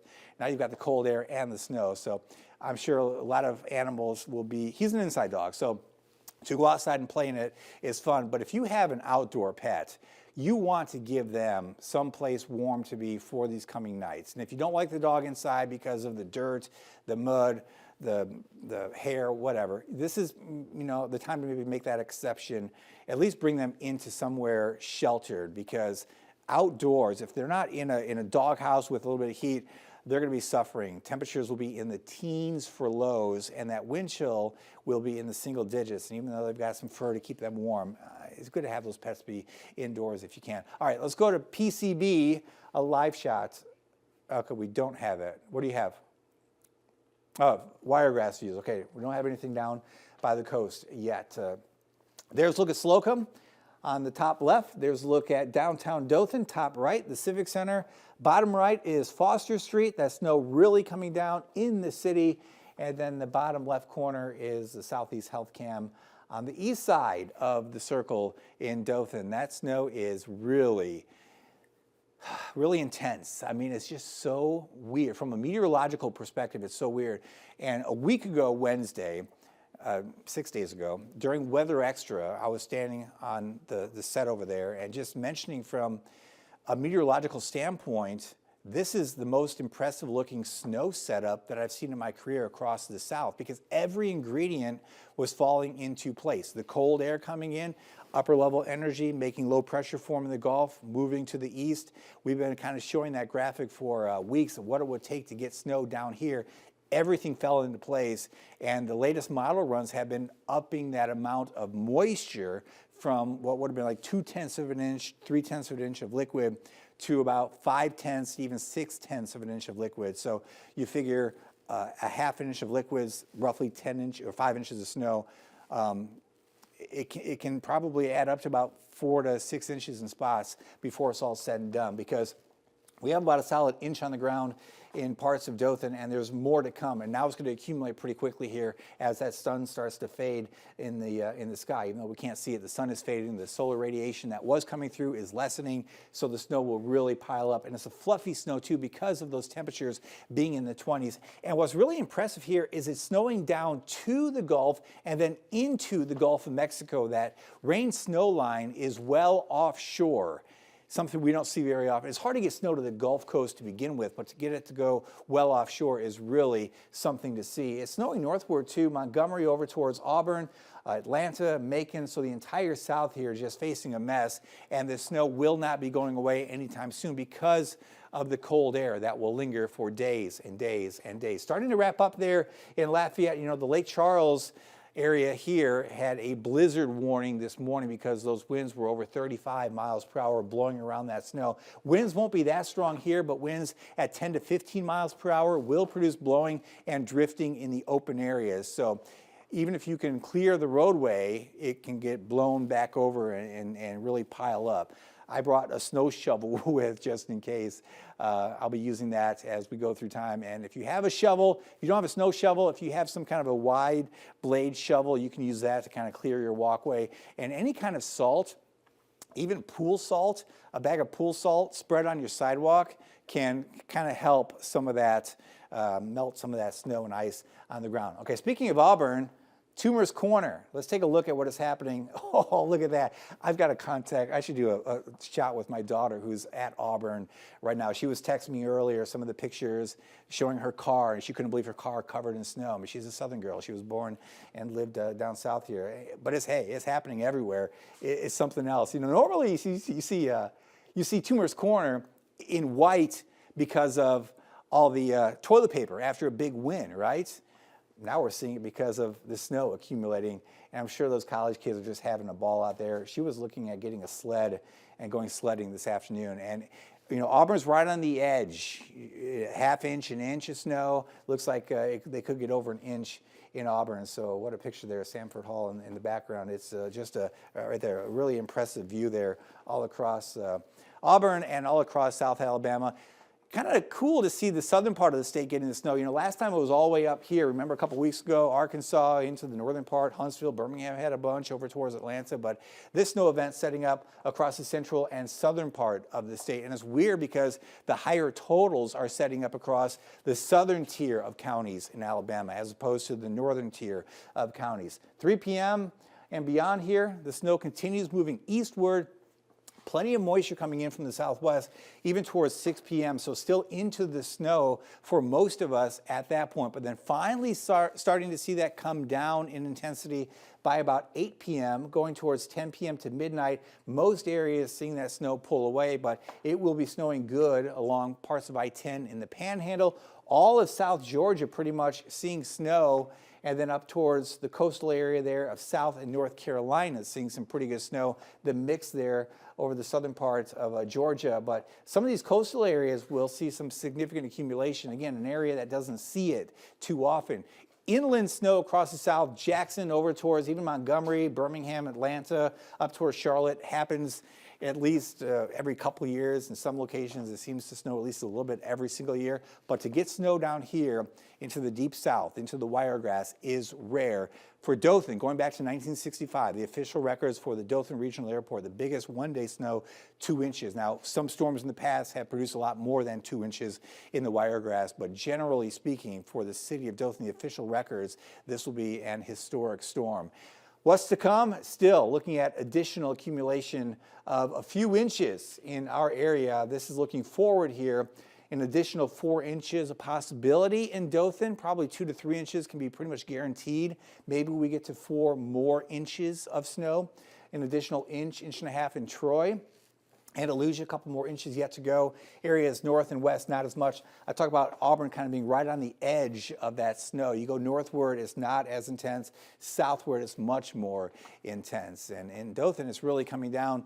We have Jacqueline Lambert out there live in Dothan, near Dothan Utilities, and she is in the middle of that snow. Jacqueline, what are your thoughts? Well, David, of course, we just got done with that press conference with different city leaders. We had Dothan Utilities, Dothan Fire Department, Public Works. Everyone is just right now working together to monitor how this will turn out for the city and just making sure that they ensure everybody's safety. Of course, Public Works did say that they are they will be closing the roads at 4 p.m. And as for the nighttime, it's unknown yet as to how that will turn out. We may still be closed by morning time, but as far as how it looks out here, the snow is starting to stick a little bit more than it was before. But of course, we're going to keep continuing to give you all coverage of this and let you know what we find out as soon as possible. David? Pretty impressive looking at that live shot there in Dothan, surrounding areas, seeing the snow. After the snow departs, the cold air really builds in. The snow cover is perfect for radiational cooling. So instead of seeing, if we had no snow on the ground, we'd see temperatures in the middle 20s pretty much. But because of the snow on the ground tomorrow morning, we're looking at temperatures bottoming out between about 10 to 15 degrees. And this will be the coldest air. I'd have to pull the records. I think it was 2013, the last time we got down to about 13 degrees. It's been a long time. So this is dangerous cold. because of the duration of it and the intensity of it. Temperatures in the teens for several hours early tomorrow morning. And I want to mention again, the electric cooperatives want to have you conserve electricity as much as you can between the hours of 6 and 9 a.m. That's when the demand peaks. That's when the prices peak as well. It's supply and demand. When the demand goes up, you got to buy it. The cost is more expensive. So the less you do as far as using electricity in that window, it saves you money, saves everyone else money as well, and can help prevent any rolling blackouts. So 6 to 9, just don't do the dishes, just don't do the wash, just wait until the daytime or the middle of the night. All right, there's a look at Gulf Breeze, Florida. That is, if you're not familiar, between Pensacola and Pensacola Beach. You go over the bridge south of Pensacola, you go through Gulf Breeze, and then you go a little bit farther and you get into Pensacola Beach. And that is something else. The last time, or not the last time I guess, but one of the times I was going through Gulf Breeze, I stopped and filmed a water spout going over the bay. And now look at that. It's a wintry wonderland. And it's wild to see the snow covering the beaches. The sand is so white to begin with, but this is pure white. I mean, snow is the most pure white you'll ever see, and it's covering the white beaches. It's almost hard to distinguish, but you can kind of see some sand. Then, of course, you see the snow, and that accumulation is pretty significant. It's incredible because that cold air is pushing so far out into the Gulf that the snow is extending way out there into the Gulf of Mexico. And there can be some enhancement of the snow in the Gulf because of the Gulf effect. I mean, you're used to the lake effect. Cold air blowing over the warm waters of a lake. It increases the lapse rate, which makes the air rise very quickly and form clouds.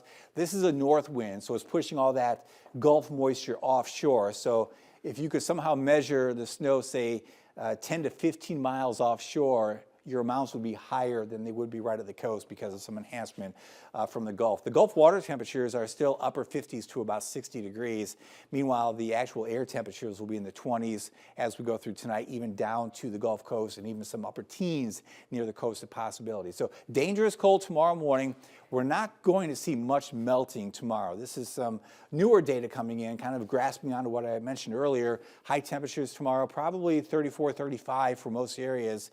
Some areas may not get much above the freezing mark. So there'll be a little bit of melting tomorrow. The sun will help areas that see the sun, but generally just a little bit of melting and then more freezing as we go through tomorrow night into Thursday morning. Low temperatures early Thursday back into the teens.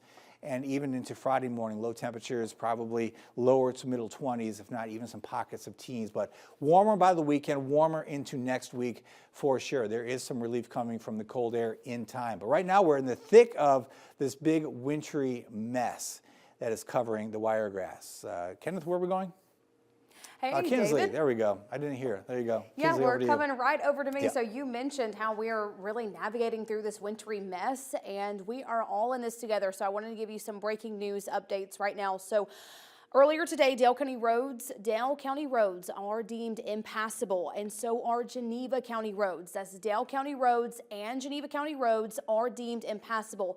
And you just heard the press conference from earlier where the city of Dothan came together along with several first responders from the fire department and Dothan Utilities came together to announce that Dothan city roads will be closing at 4 today. The time now is about 3:31, so keep that in mind. All Dothan city roads at 4 o'clock, they're going to be closed. They do not want you to be on the road. They mentioned in that press conference how they have been working very, very hard ahead of the storm, and now they're working hard as we are navigating what our chief meteorologist David Paul said, a wintry mess. I mean, it is beautiful for those pictures and for those fun family memories. So why don't you just stay at home and make those snow angels, those snowmen, make that snow ice cream. I know that was a big family tradition that I was able to do growing up. So just make sure you stay at home though, because these first responders do not want you on the road. So recap again. Dale County roads and Geneva County roads are impassable, and Dothan City roads are going to be closed at 4 o'clock. You want to stay warm during this time, so here are some warming shelters that we have. So in addition to that fun snow falling right now, there are freezing temperatures you want to keep in mind. So you want to make sure that you have a safe place to go to be warm. Several warming stations are opening across the area. One in Dothan, that's the First Baptist Church Family Life Center. That's going to be on 300 West Main Street. They will stay open through Thursday at noon. Doors will be locked each night at 9 p.m. Meals and cots will be provided there. The Cottonwood Community Church is also opening its doors as a warming station. Again, that is the Cottonwood Community Church. It's going to stay open until Thursday. In addition to that, the church and city are asking for donations of food and water. If you live nearby or if you're able to help out, please consider doing so. And of course, we have more information on all of the road closures and the times that we're going to be closing, and also the warming stations on our website. That's WTVY.com. David, back to you. Thank you, Kinsley. What a winter storm coming on through the Wiregrass, accumulating very good across all of the Wiregrass, or pretty much all of the Wiregrass. If it's not snowing where you are yet, it will be snowing as we go through time. It is certainly snowing pretty good in downtown Dothan. There's Foster Street becoming totally white at this point. It is very slippery out there, and the snow will continue to fall over the next, say, 4 to 5 hours. So the accumulation will continue to add up in downtown Dothan. Let's go out to Mia Nelson. She is in Geneva, where the snow has been coming down pretty good now for a few hours. Mia, how is it? Hey, David. Yeah, that snow is definitely starting to accumulate out here. We've been out here for a couple hours at least now, and we've seen a family out here even making snow angels, having a snowball fight. It's the perfect weather for that. So take a look at this snow here. You can see it really good on the steps of the stadium here at Hugh Owens Stadium. You can see how much that it's accumulated. And you can also see, if you even just take a look here at my feet here, you can see that dusty snow here. And you can see how thick it is even as well. And if you take a look out here onto the field at the stadium, you can see it is just covered with white snow. It is a very thick layer here. And again, we have seen people out here enjoying the snow, having fun, having a fun snow day. Definitely great day for that. Not the best day to be out on the roads. We've definitely started to see that snow also accumulate on the roads out here. And like Kinsley mentioned earlier, the roads in Geneva County have been deemed impassable. So you definitely want to be careful out there on the roads. Well, avoid the roads, but if you had to be out there, you know, do your best to try to get back home and be safe, because we want everyone to be safe out there today. But again, perfect weather for being out in the snow and having fun. And we're going to be out here for some time now for the rest of the day. Back to you, David. Mia, thank you very much. How many former football players would love to be out there playing football in that field? Probably a bunch, because that would be a blast for sure. But the roadways are going downhill, so if you can walk to the field and play around, do that. Driving to a field to go play, don't do that right now. The road's becoming very difficult to navigate. Henry County, Dale County, Coffee County, northward Pike into Covington County. It's just really dangerous to be out on the roadways. So stay put if you can. If you must go out because you have to go to work or whatnot, take your time, go very slowly. But if you can stay off the roadways, do so. That's the live look downtown in Dothan. And the air is cold and getting colder as we go through time. 26 right now. Feels like 12 when you factor in that north wind at 20 miles per hour. Those winds over 10 to 15 miles per hour at times, and that is producing blowing and drifting, and that will add up to some pretty significant snow drifts early tomorrow morning. So stay off the roads. It's a very light and fluffy snow for many areas, with these temperatures in the middle 20s, 26 Geneva, 26 Dothan, 27 Abbeville, 23 now in Troy, 25 in Andalusia. A lot of cold air dropping southward, and that cold air will be in place all the way through the week, because the snow will keep that air mass very cold. Areas that have not seen the snow yet, Mariana into Seminole County, this little pocket here is being taken over by the snow. It is snowing in Panama City, up to I-10. In Tallahassee, still a rain. West of there, though, it is a snowy picture. Destin, Andalusia, Troy. So all these areas that have seen the accumulation, consider roadways very, very difficult to navigate. Just stay off them if you can. If you have to go somewhere, again, take your time. But everyone is encouraging you to stay off the roads. And there's more snow to come. We're kind of seeing that snow line shift a little bit. Some parts of Houston County have not seen any snow yet. It is coming, all right? It's just a matter of time before it builds in.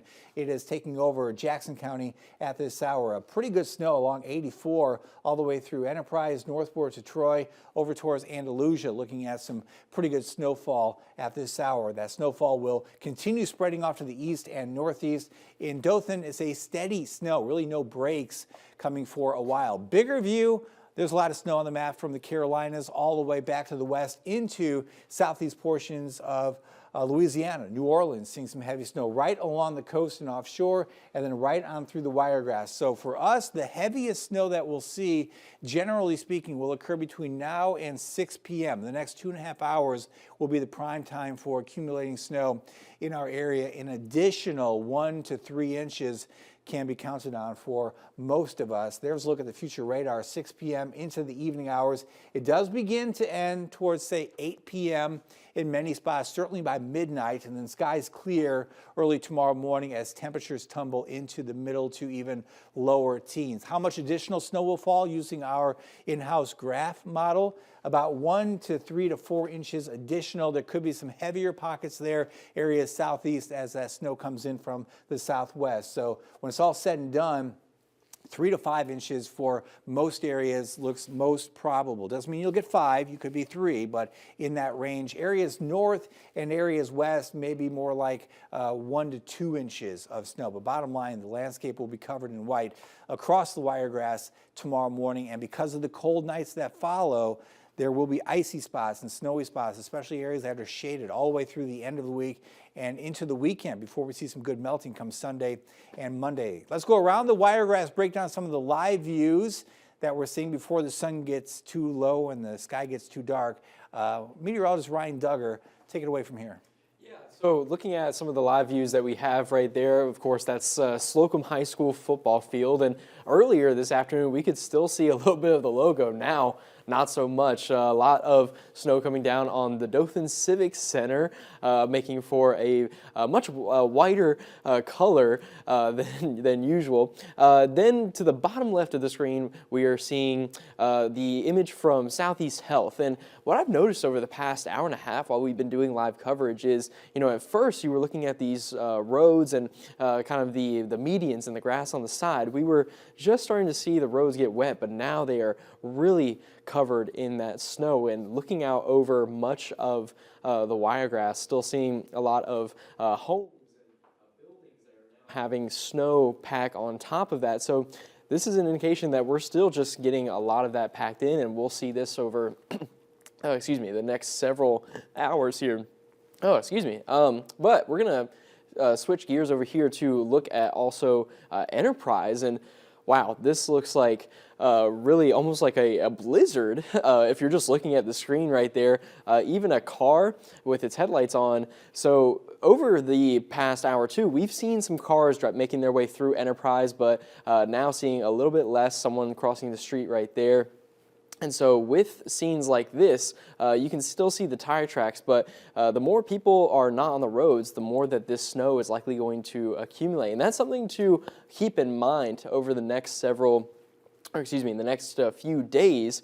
As we start to get a little bit of that sunshine back tomorrow, that can melt some of that snow very slightly, and then for the roadways, it can freeze over again. And that proves to be very dangerous for cars, especially with black ice. You can't really see it very well. And even if you're seasoned with driving on the roads, sometimes that can prove to still be trouble for seasoned drivers and also especially first-time drivers as well. So something to consider, especially as scenes like this continue to grow. Another impressive camera we've been watching out for is in Ozark, and a little bit brighter here from the camera, and this has been my favorite view so far, really looking like a winter wonderland there as the snow has been coming down. Looking at this when I first came in made it look like this almost looks like a small town that you'd find in North Dakota or somewhere where it snows very persistently. And it's just been really cool to see scenes like this. So for those that are at home enjoying the snow, with this also being such a rare event, get outside, enjoy the snow, make some memories, and also, of course, you can actually submit your own photos of the snow with you, your family, and your pets to WTVY.com. We've been showing those over the coverage for the past couple hours because we love seeing that people are staying safe but also enjoying the snow because it is such a rare event. And actually, I want to take a look at Headland right here too. And also we're seeing that, I also see someone kind of making their way across the street right there. This hasn't been a lot of traffic heavy in this area as well. And so we see that more scenes like this are going to be developing throughout the Wiregrass, snow coming down. It's just very important to stay off the roads, especially as they grow to be more dangerous. And this is another camera that I haven't looked at too much just because of the quality, but I'm going to try to look over. Whoa, okay. This is a very different scene right here. This is Defuniak Springs, and before, this likely was about 45 minutes to an hour ago, I saw some people at the park. You can still see people walking around there, but we still had grass that you could easily see throughout the ground. But now it looks like it has just taken over Defuniak Springs right there. People obviously walking through the snow, taking their pets out there, enjoying it. So it is crazy, even for areas of Florida that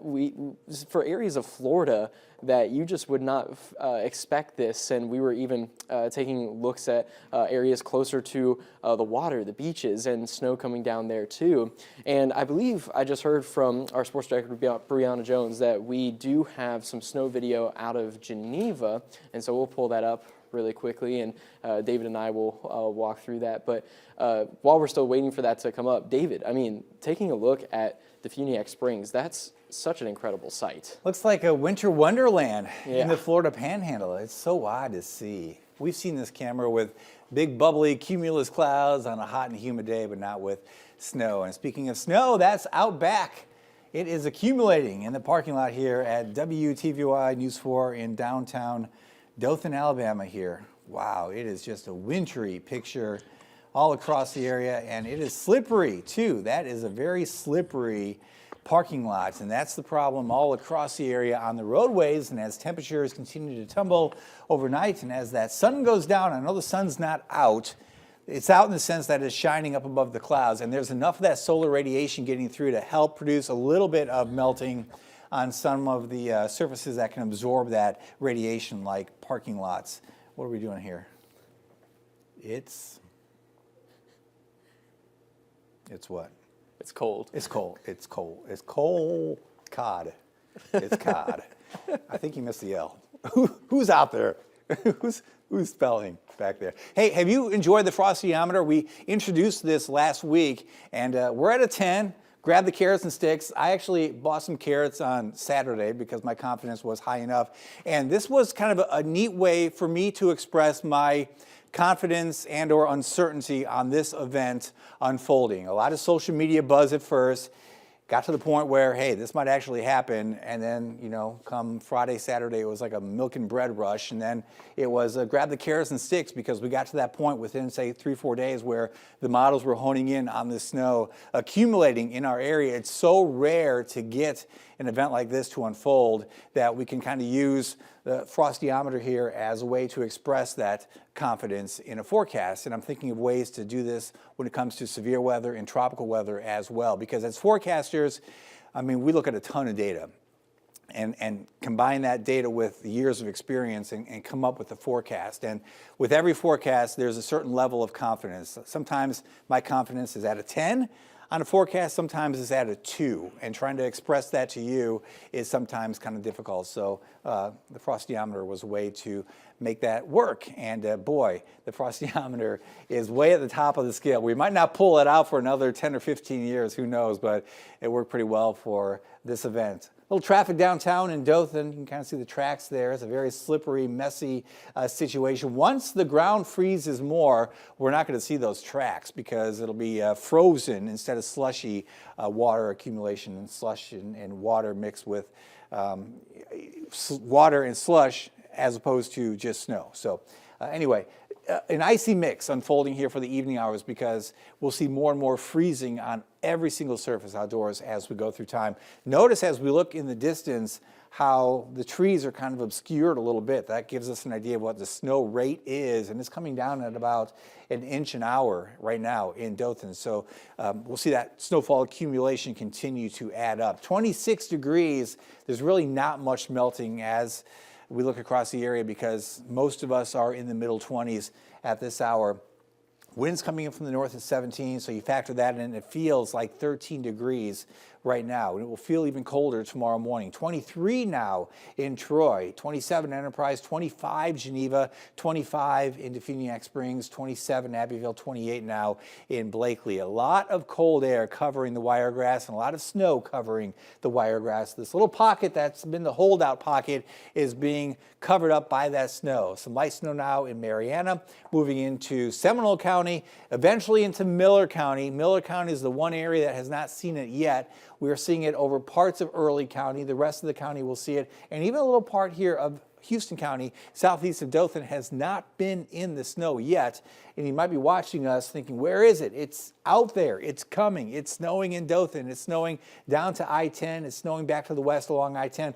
All of this has to come on through over the next, say, 3 to 4 hours. So you think about the snowfall rate, an inch an hour, maybe a half inch an hour where it's not snowing as heavily, and you think 3 more hours, 4 more hours of snow. So you've got an additional 2 to 4 inches of snow yet to fall as we go through the rest of the afternoon and into the evening hours. It will continue to add up, and as that sun goes down, more and more fluffiness to the snow as that temperature drops. It's coming down pretty good here. Andalusia over towards New Brockton, including into Enterprise there in Coffee County, Dale County, Henry County. All of these roads very slippery, and now most of Houston County seeing some pretty good snow come on through. Ryan, switch that camera over to Enterprise. Let's take a look downtown using our camera from the Rawls and see how snowy it is. Probably pretty white. Yeah, pretty white for sure. And also, this could just be the camera, but the visibility has just grown to be a lot. Ooh, yeah. Yeah, that visibility has just grown to be a lot worse. Yeah, pretty good snow right there. Yeah, we can see what? 1, 2, 2.5, maybe 3 blocks. Yeah. So yeah, that snow rate could be over an inch an hour, maybe an inch and a quarter an hour. That is really coming down. That is hard to believe. Like we mentioned before, that could be a scene out of the Midwest, the Dakotas, Minnesota. Although it's weird. Do me a favor on, we've got a graphic that has the snow depth. Find that. It should automatically update. I'm going to have him look for that because I want to show you what's interesting across the country today. There's snow on the ground in Louisiana, snow on the ground in Alabama, snow on the ground in Florida, but you go up into parts of Wisconsin and Minnesota and Iowa and Illinois, there's no snow on the ground. So it's so weird to see how this winter is unfolding, where some areas are really getting a ton of snow and other areas are not. The southern part of the U.S. has seen more snow recently than parts of the Midwest, and it's certainly snowing pretty good right on through our area, back towards I-65, a moderate to at times heavy snow that is shifting to the east. So we're in that window now between now and 7 p.m. when the most significant snow will occur. Southward to the coast, pretty good snow over towards Mobile, still snowing around New Orleans in the southeast parts of Louisiana, and historic snow there as well. Widespread amounts of 6 to even 10 inches of snow. Here at home, as we look towards 4 p.m., pretty good snow. Temperatures in the middle to upper 20s, starting to see that begin to wind down areas west and northwest by 7 p.m. But again, most of us still into the snow at 7 p.m. Look at the time. It's not even 4 o'clock yet, so an additional 3 hours of moderate snow at about an inch, maybe a half inch per hour. So an additional 2 to 4 inches, a pretty good bet. Winding down by late this evening. Midnight, still some lingering clouds, but very quickly clearing out, and temperatures dropping like a rock into the middle teens to lower teens, even down to the coast. Low temperatures in the teens. This is devastating for the landscape. If you have any tender plants outdoors, I'm talking citrus, if they're not protected, they're probably going to die. Palm trees that are not cold hardy, they're probably going to die. They're not going to make it through tonight, not going to make it through tomorrow night, that radiation cooling. So as a last ditch effort, if you have some heat source, you put that heat source in the plant and then cover that plant up. If you don't have a heat source, a simple blanket is not going to work. That cold air, if it's 14 degrees outside, it'll be 18 degrees inside that blanket. So you want to have a heat source really to have a chance to save some of your plants. And plants are expensive. They're really expensive. So it's worth the electricity costs, the time it takes to protect some of these plants to have a chance to get them through. We haven't seen a freeze like this in about 12 years. I'm pretty sure it was 2013, the last time we had temperatures below 15 that was kind of widespread. And the models sometimes don't grasp the strength of the cold air over that snowpack. So even though you see a lot of 14s on the map, local backyards could be down to 10, 11 degrees tomorrow morning. Numbers that I thought, I guess I thought it could happen. I was hoping it would not happen because it does a lot of damage to the landscape. As a guy who likes to grow plants that aren't native to this area, it's sad to see that cold air come in and wipe out some of the tropicals that we have in the wiregrass. It takes a long time for some of those to grow back to the big heights. But it's going to happen though, so it's just nothing we can do about it at this point. Temperatures tomorrow only rebounding into the lower to middle 30s, so there's not going to be much melting. And any melting that occurs tomorrow refreezes by tomorrow evening. So if you have plans to go somewhere tomorrow, it's going to be dicey. Your best chance to go out will be in that period around, say, 10 to 2, when that temperature goes just above that freezing mark. But tomorrow evening, tomorrow night, an icy mess again on the roadways, 8 p.m. Wednesday. Again, we don't have the snow plows, the salt, the sand, the rock chip to spread and make the roadways safe. So we're at the mercy of the weather, more or less. And that means it's going to be a tough sledding here for a while. I don't know about the schools for Thursday, Friday, but I've got a daughter in high school, and she was asking about snow and school this week. I'm like, it's going to be tough to get out the door in many areas until the weekend. So I wouldn't be surprised Thursday morning to see schools canceled again, because you're going to have ice and snow on the roads, and you're going to have temperatures in the teens. And the roads are going to be dangerous, especially hilly areas. It's going to be tough early on Thursday. There's going to be some melting Friday or Thursday into Friday. But Thursday, midday into the afternoon, only looking at highs approaching maybe 40. And then there's refreeze again going into Friday morning. Temperatures back into the middle 20s. We'll stop the clock eventually. Well, I guess we don't. Let me go back here and stop the clock, because I want to show you Friday morning right around daybreak. Lower 20s, widespread. So even Friday morning, there's going to be a lot of ice, black ice on the roadway. What's black ice? Black ice is when you have water that doesn't completely evaporate and then freezes on the roadway, and it's black in the sense that you can't see it. So if you have a black asphalt road and you've got what looks like water, it can actually be ice, and that's called black ice, because you think it's just pavement, wet pavement that you can stop normally, and it's ice and you just slide like crazy. And it's really dangerous around curves. Maybe you take a highway that has a curve and it says slow down to 40, and you think, okay, I'll slow down to 30. Whoop, 30, you go right off the road. So driving in snow and driving in ice is a completely different ballgame compared to anything else that you can experience behind the wheel. Coming from someone who learned to drive in a snowy area, and growing up and driving in snow for the first, 10, 12 years of my life, you've got to take your time. You've got to slow down. If you have to be out, if you have to drive, you've got to go slow and try to get away from other vehicles.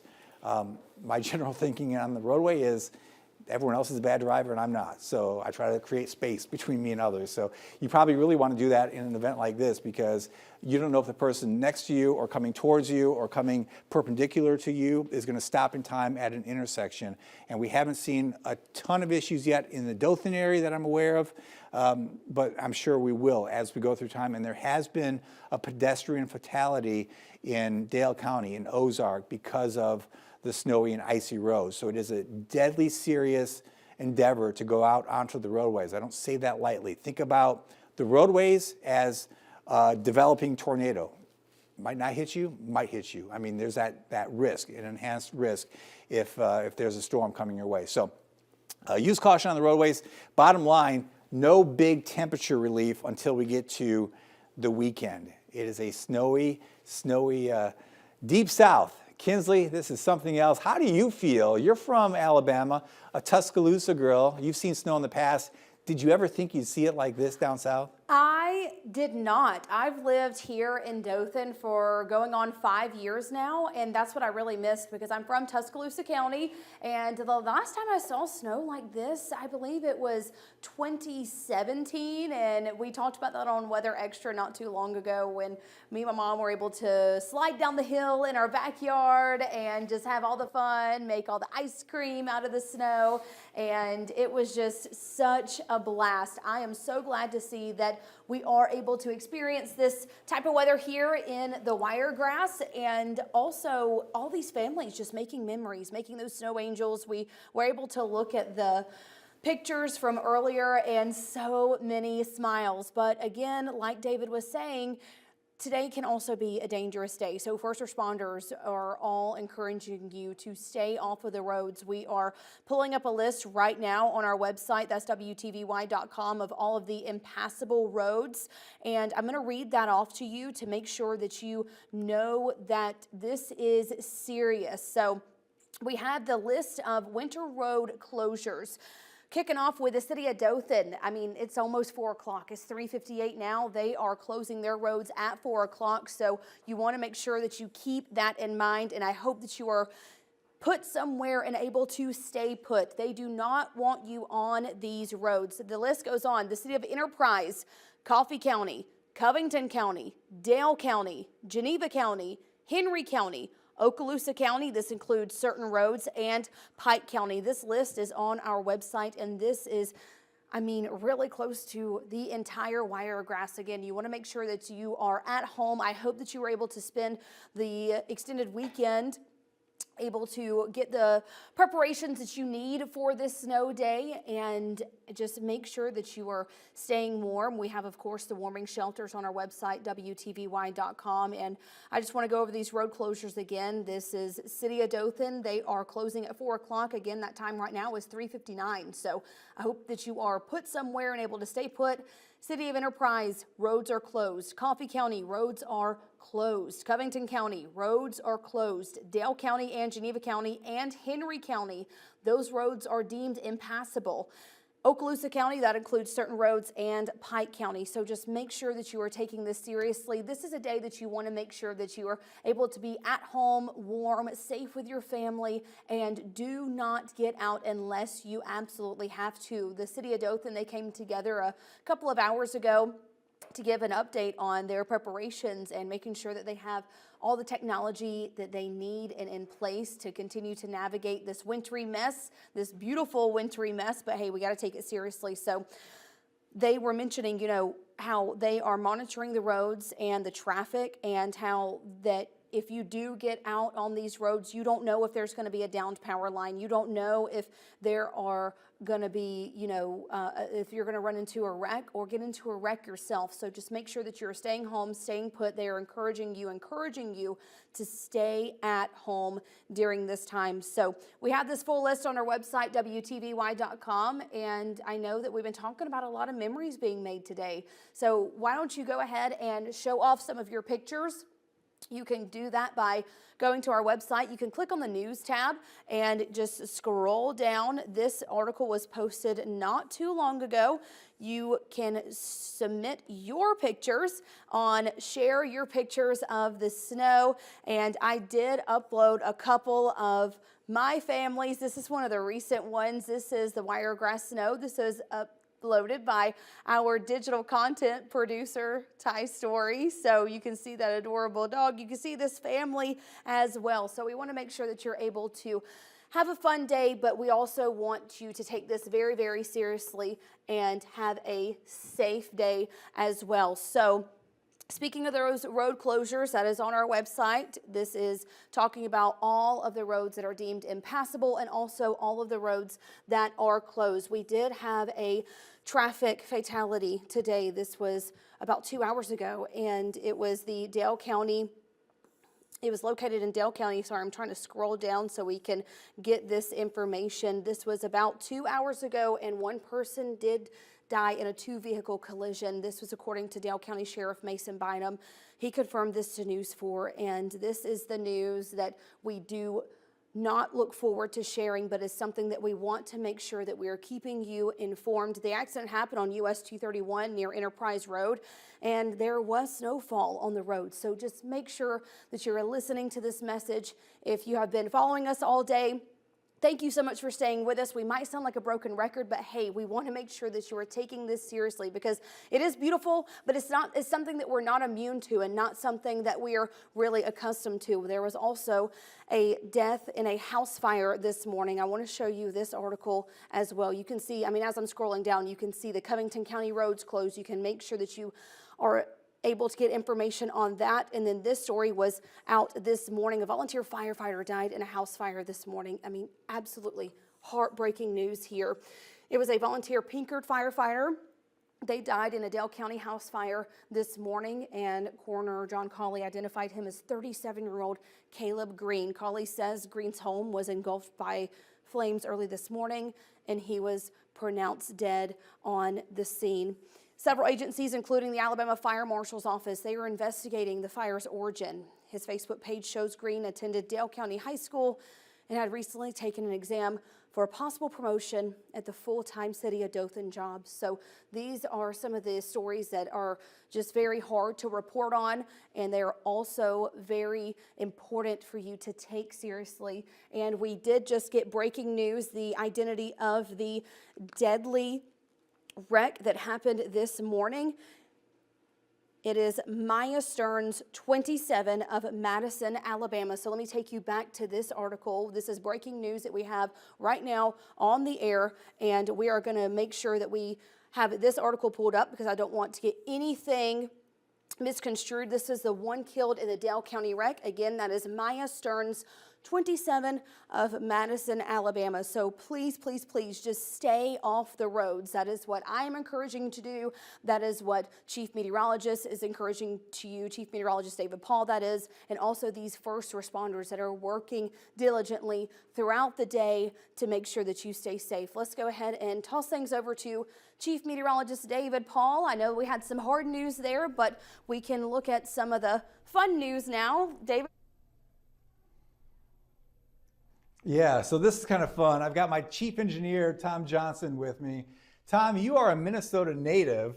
You are prepared. It's different for those that grew up north because you've got the gear to handle this snow. Yeah, I've had this.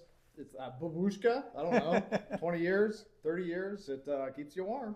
So you look outside, you see that parking lot covered in snow. Where do you think you are? I think I'm up in Minnesota. This is a good Minnesota early fall snow. You've been here for a long time. How many years? 24. Now, rank this compared to what you've seen in the past in Dothan. This is number 2. And depending on what happens, it could be the most that I've seen. You excited or you kind of dread it? No, things are going good, so I'm having fun. But as a guy who grew up north, are you done with the snow in your life, or do you like seeing it every once in a while?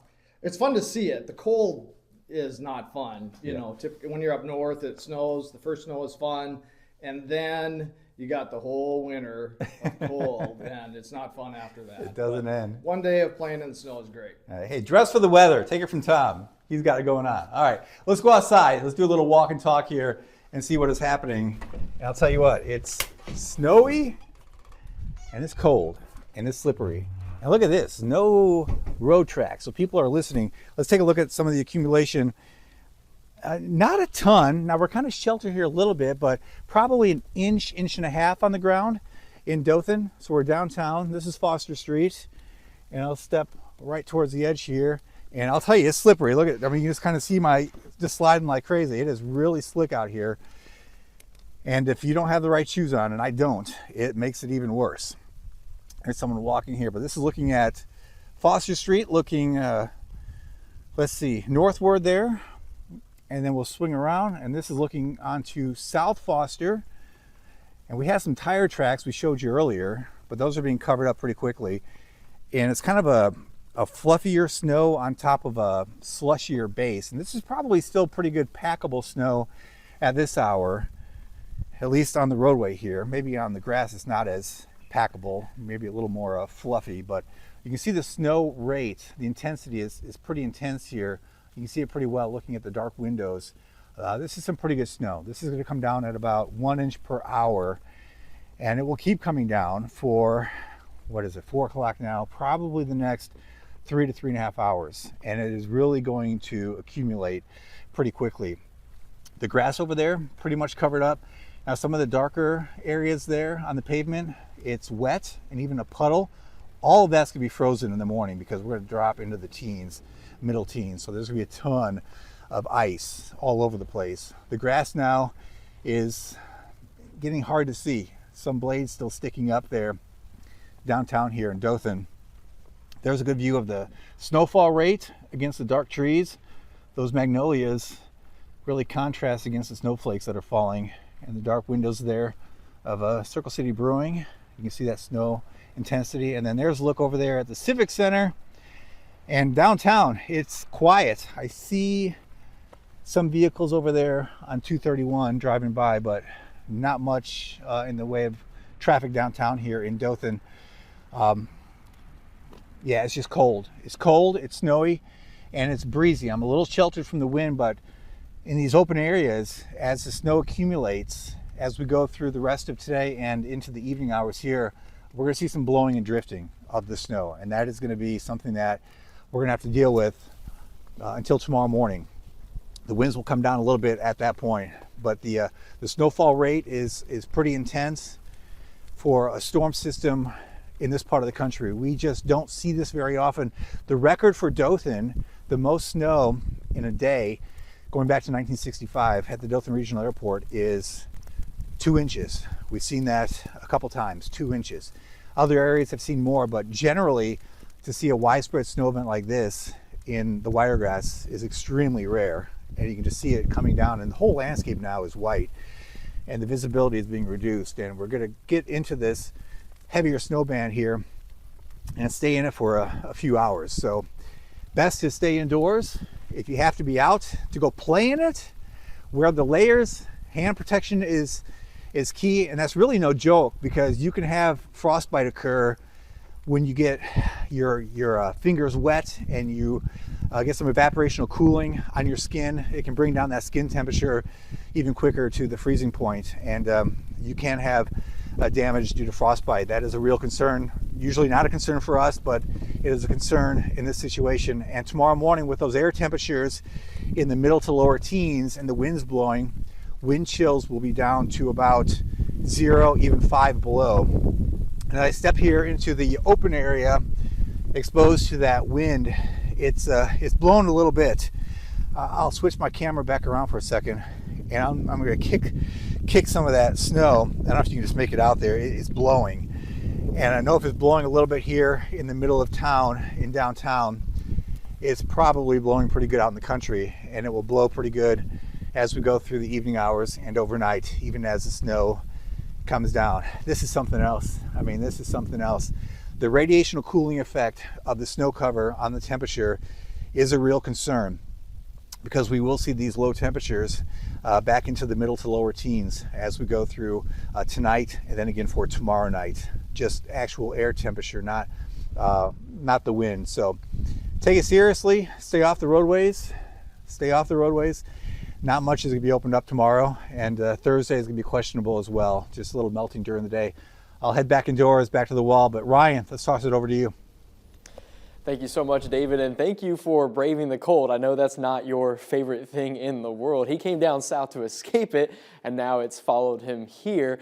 And the snow has just continued to build, but we are watching some different reports of traffic and electrical outages throughout the area. And so one of the main tools that we like to use is Algo Traffic. This is their map on their website, and we can see through red icons where there have been traffic accidents reported. And one thing I wanted to touch on earlier, unfortunately we had to, the data kind of went away from the website for a second, but those yellow to almost neon indicators right there, those are reports of icing on roads, especially on overpasses and bridges. And so that's why you definitely don't really want to be on the road, and especially on major highways. Like taking a look at if you're going up 231, that's where you can kind of see where those traffic accidents kind of lead, closer towards Troy. That's where there's a little bit more of a pileup of those ice reports, including traffic accidents. And taking a look farther to the west, that main highway right here, and hopefully if I zoom in, the data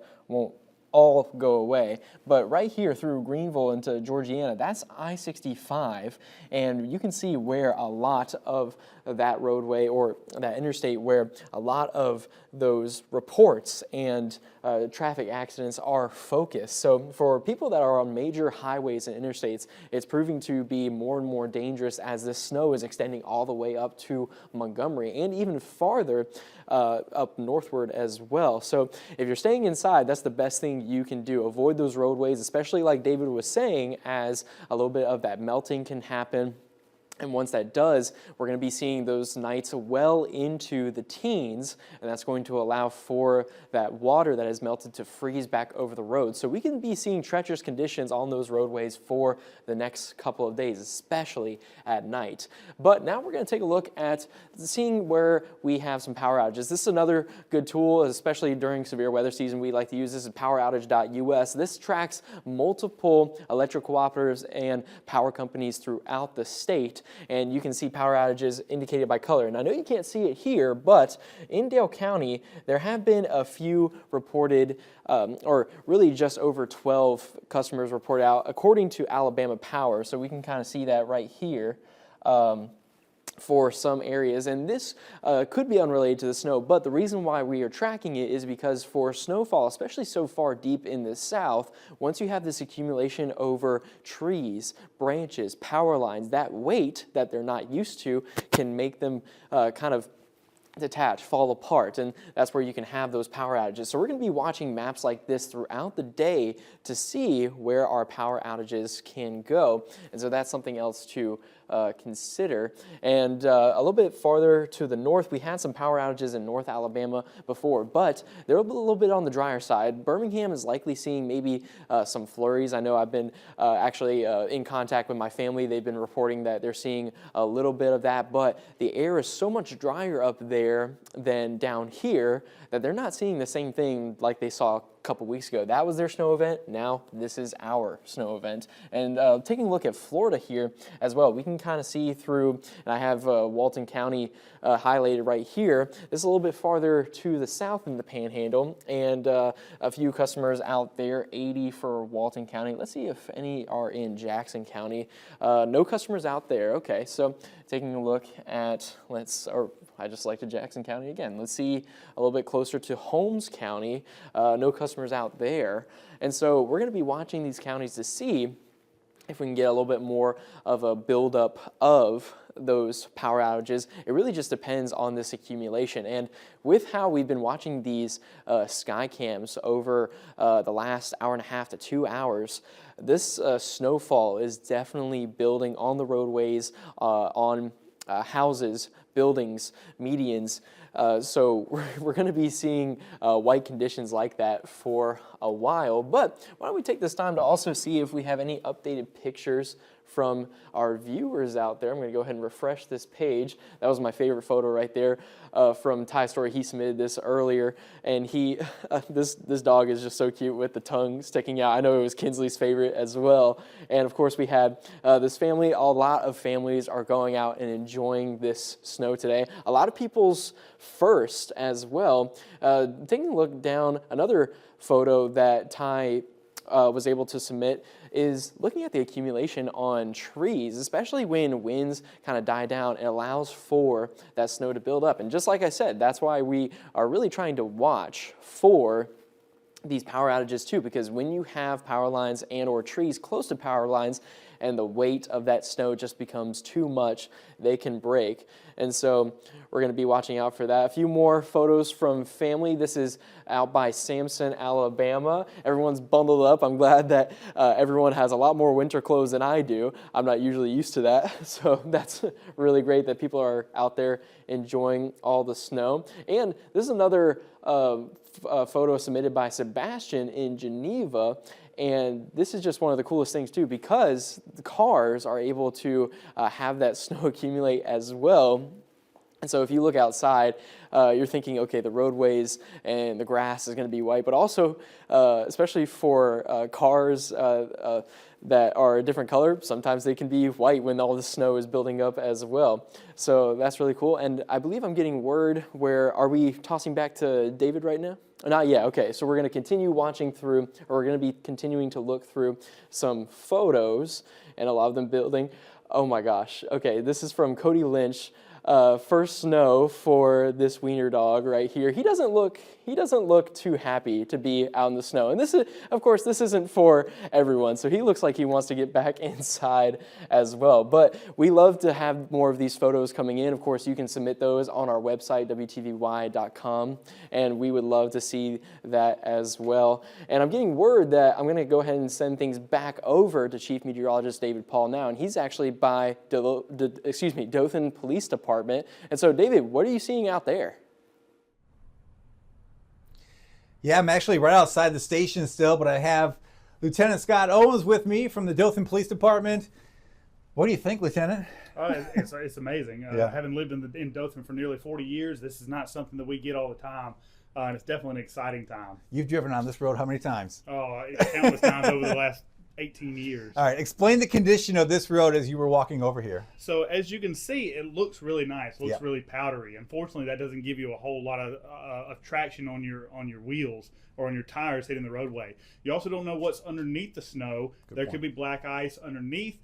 Your tires are going to sink down. You hit the black ice, you start to spin. And one of the worst things you can do, as you know, being from Illinois, is hitting your brakes. Right. So that's why we're asking people to try to stay off the roads if you can. We understand essential workers, if you got to go to work, you got to go to work.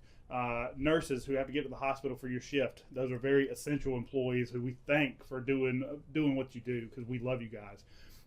But if you have to get to work, you have to be out here. We would encourage everybody to be cautious, watch your speed, go extra slow. Don't take any chances, especially before you hit a bridge. It ices before the bridge.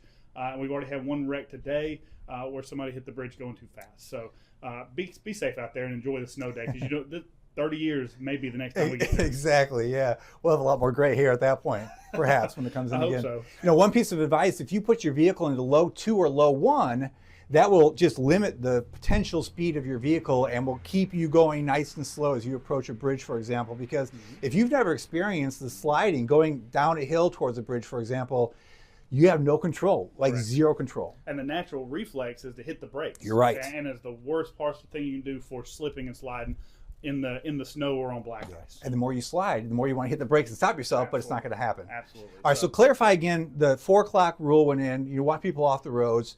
If someone is just out and about joyriding, what do you say to them? Yeah, there's ways to do that. Go do it in a sled. Don't do it in a car that's 3,000, 4,000 pounds. That can have a lot of really dire consequences.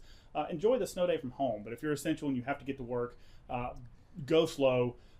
Try to be off the roads, because we're going to be responding to calls where we have to. Fire department, EMS is also going to be responding to calls. If there are power outages, Dothan Utilities may need to be out there. There's a lot of vehicles that may need the roadway, and a lot of trucks that don't have a whole lot of traction, unfortunately, with the big trucks like Dothan Utilities. Yep, for sure. In your meetings, what are your concerns going forward, some of these mornings ahead? Because this is not melting anytime soon.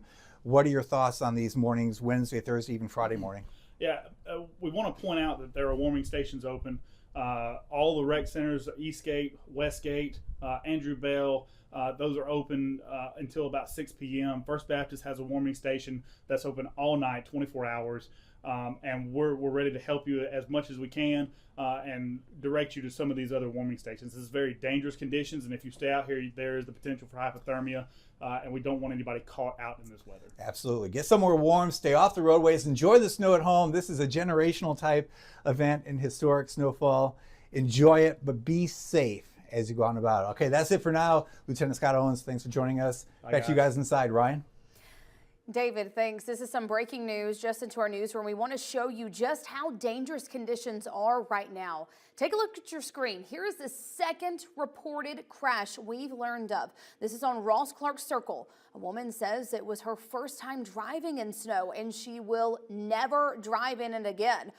We're told everyone is okay. Thankfully, that is some good news that everyone is okay. The driver hit ice and swerved into incoming traffic the opposite way. And you can just see, I mean, how slippery these roads are. Just by these pictures on the screen, you see that the first responders are out there. We have a fire truck out there. Police are out there to investigate and make sure everyone's okay. News 4 is told everyone is okay. Again, this is a crash reported on Ross Clark Circle. And this is just something we want to show you. Again, I might sound like a broken record, but I want you to take this seriously and stay at home. Right now, all county roads in southeast Alabama are closed. That is all county roads in southeast Alabama. That includes the city of Dothan, city of Enterprise, Coffee County, Covington County, Dale County, Geneva County, Henry County. We also have certain roads in Okaloosa County and Pike County roads. Please, please take this seriously. There has been a death today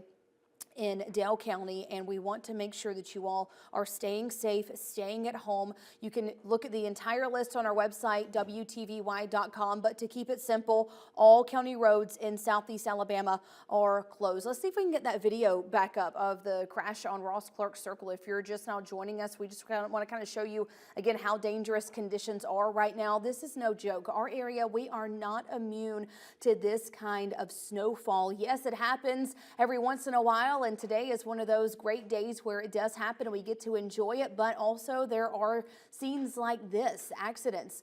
Then we want to make sure that you're safe. Again, everyone from this accident from Ross Clark Circle is okay. We are told from first responders, confirmed to News 4, everyone's okay, but hey, no one wants to get in an accident. No one wants to have to experience this. We want to make sure that you are at home and safe. So all county roads in southeast Alabama are closed, and just continue to just be mindful. Stay with News 4 for the very latest updates, and continue to stay with our First Alert weather team. David is back in studio. David, are you ready to kind of give us the latest? Are you warming up? Yeah, this hand's good because it was covered up. This hand was exposed a little bit more.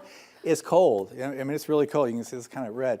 So really take that seriously as we go through the mornings ahead. You want to make sure you have the layers on.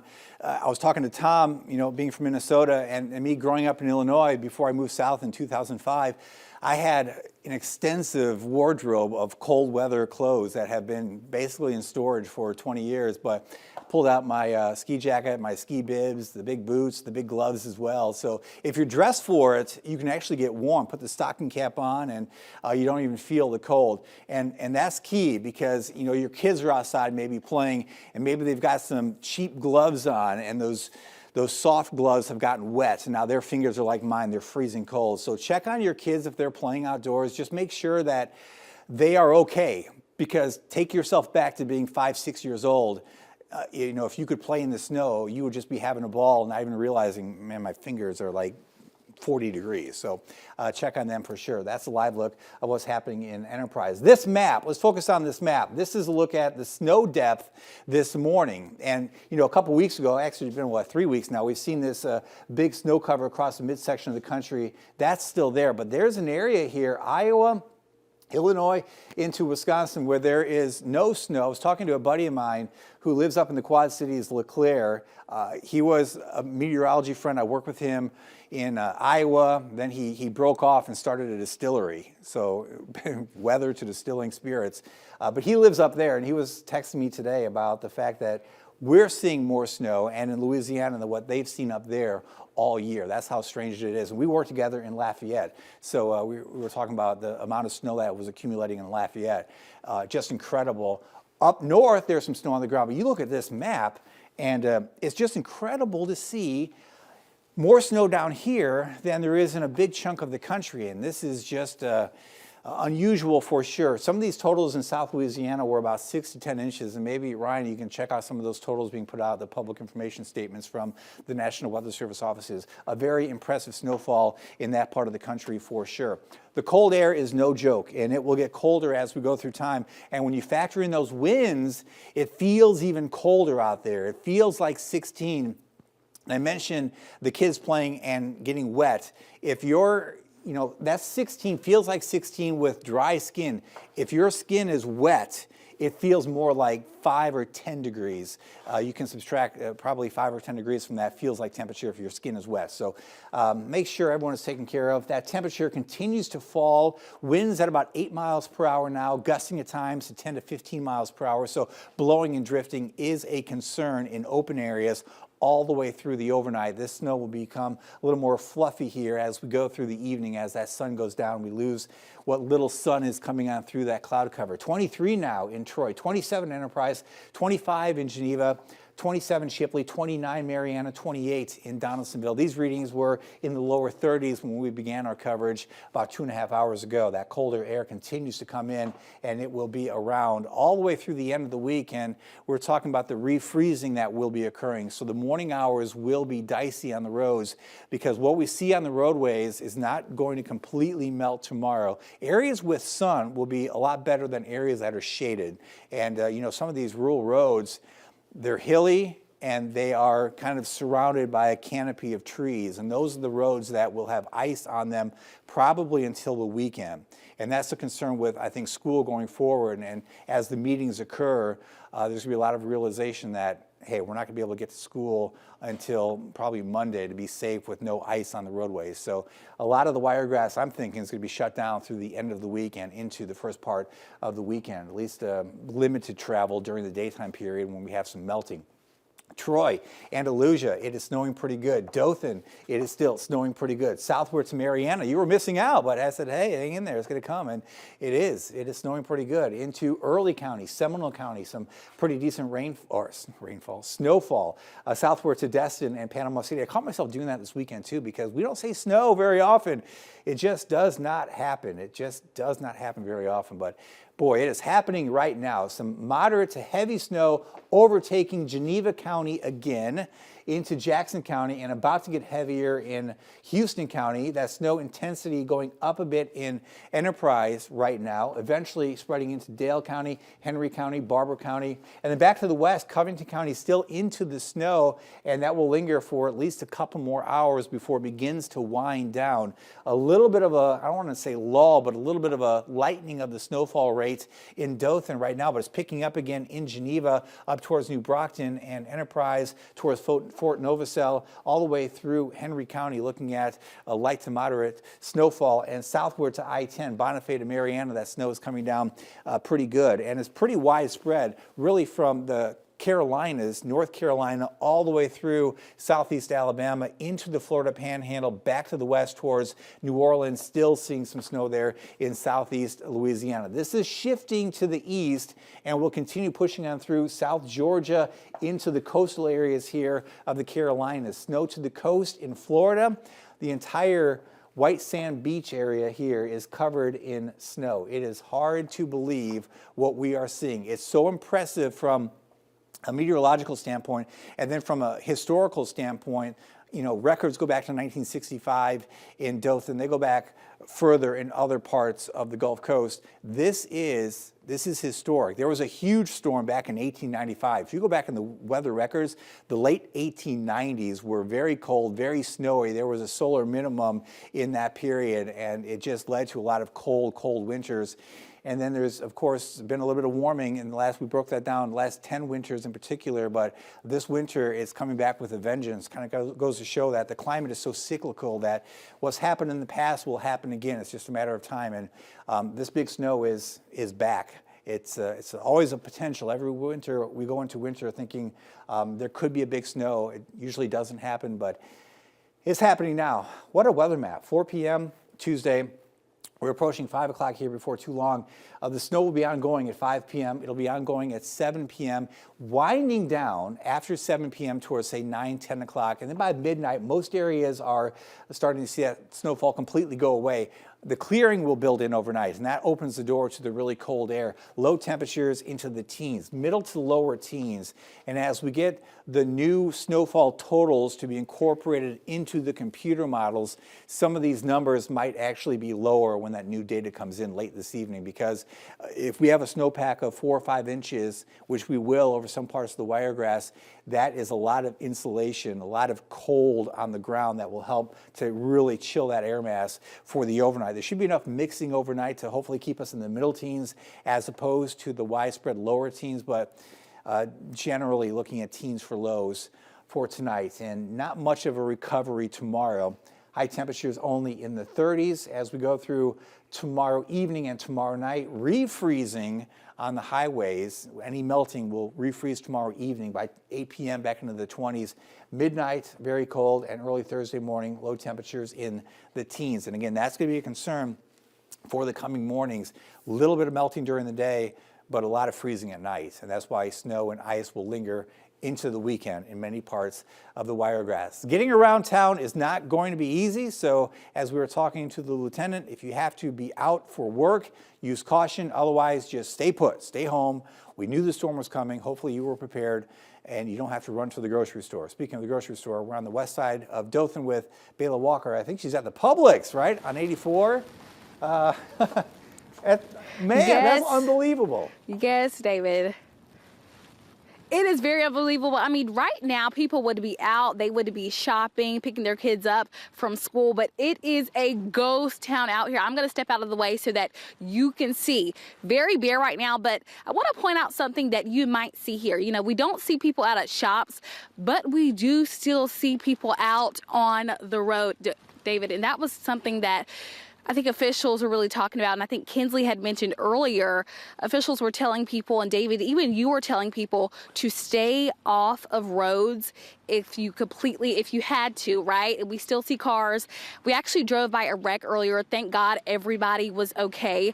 So I don't see anybody out here. I don't see anybody shopping. I'm pretty sure the people that were out here playing earlier, they got what they needed to do, then they went back inside. But of course, officials are telling people to stay off the roads. And hopefully, David, just hopefully we will be back to normal soon, because I mean, it's pretty out here. It's my first time seeing it, but I'm ready for some sun to come back. You've only seen it for 2 hours. You're done with it already? Yes, David, I'm done. You know, I made my snow woman. I played in it. I took pictures. I called my family. We FaceTimed. But it's freezing. It's freezing. And David, you didn't tell me that I needed a thick pair of socks. Like, my toes are freezing. I need some more layers on. But hey, next snowstorm, next snow that we get in Dothan, I don't know if I'll be here, but hey, I'll be prepared. Let me take you. So these dress shoes, there's not much left, you know, of the sole. There's not much to begin with on the soles. I remember being a reporter, standing out like you. I did weekend weather, had a report during the week, and I'd be standing on that concrete. And you're right, your toes get freezing cold when you're out there for hours. They are. And hey, I mean, we've had fun. You know, I've just been taking it all in. And one thing that I found from the families, they were really taking it all in. Because like you said, this is a historic event. The last time we've seen this, it has been years to see snow like this, that it's actually stuck, and actually the whole ground is white, as you can see behind me right now. But yeah, David, I don't know. I mean, I love being out here, but it's cold. I'm ready to get back. And I mean, even at home, I think that they were seeing some stuff. I mean, the Florida Panhandle, David, what is going on? I know. The girl from Appalachia is freaking out about the snow. I understand, because you never see this. You've never seen this. But yeah, all the way down to the coast, the snow is accumulating. I can imagine your family's going to go nuts here if they get some accumulation back home. Hey, they are. I mean, they have been just so happy to see me FaceTiming them. I have family in Atlanta. Yeah. Their schools have been shut down. So Dothan is a ghost town. Atlanta is a ghost town. But hey, we will see how it goes. We'll see if I can find any more strangers straggling, any more families to build a snow woman with before I actually go inside for the last time today. Let's give one more shot of 84 West. So 84 West, that's where the speed limit goes up to 50 miles per hour once you get to where the Publix is. That traffic, what I saw, was very, very slowly moving along, and that's good.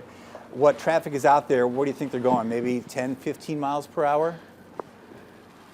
Wow, look at that. Definitely, David. I know I was driving, and the first thing that I remember is that what you were telling me to drive slow, even when you're turning. And also I learned when it's time to stop, you can't just slam on the pedal. You can't slam on the brake. You have to slow down. But hey, I just kept that voice in my head of David telling me to slow down. So David, you've helped me, believe it or not. You have helped me be out here, be able to tell these stories and report out here and drive out here. But many of the cars, they are driving slow. I've seen a couple of crashes, which is a very sad thing. But the people that are on the roads, they are driving slow and taking caution, especially out here. But this is weird. You know, we never see this area so bare, but we'll see what happens in a couple days. Well, you look good. You look dressed up. You look weather, ready. So good job on that front. You're stylish as well. Yeah, see? Hey, you know, everybody likes to come to me. You need to take some of my services, David. I mean, you dress good yourself, but I went to Burlington's and bought this when you told me that it was going to be snowing. You know, I gotta look good. When you look good, you feel good, you work good. So hey, we're doing the dang thing today. I bet there were a lot of jackets and gloves and mittens sold all across the Wiregrass. Bayla, great job out there. Stay warm.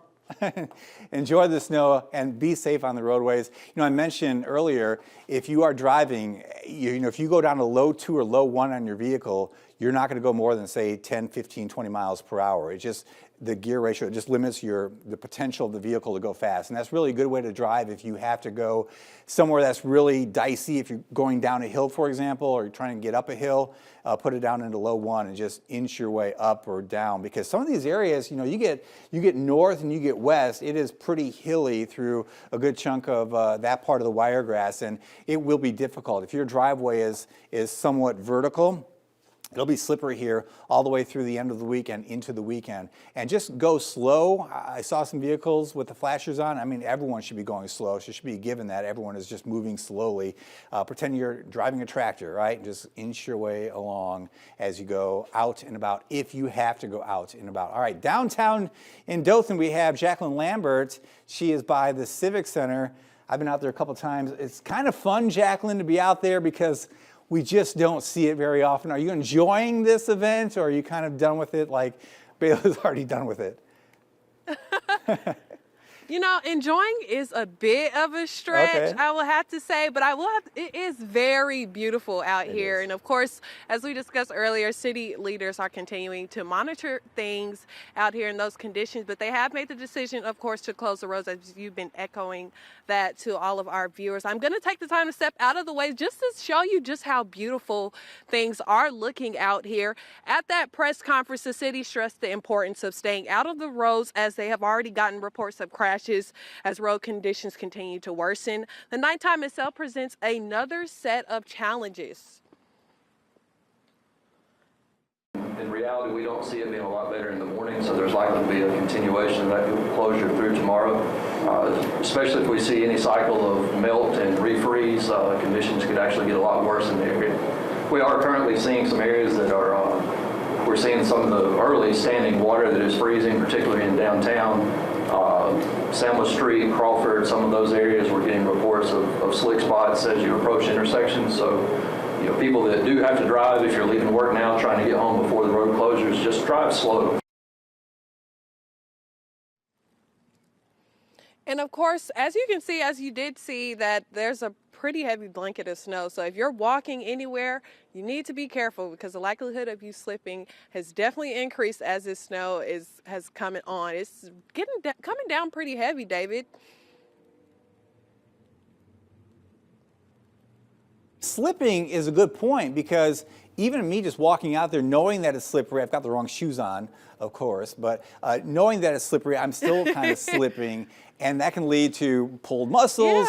Yeah. Worst case, you fall, you break an arm, and I'm assuming that we might see some injuries because of the falling that we see from, people like me, people older than me. I mean, even the younger people can fall.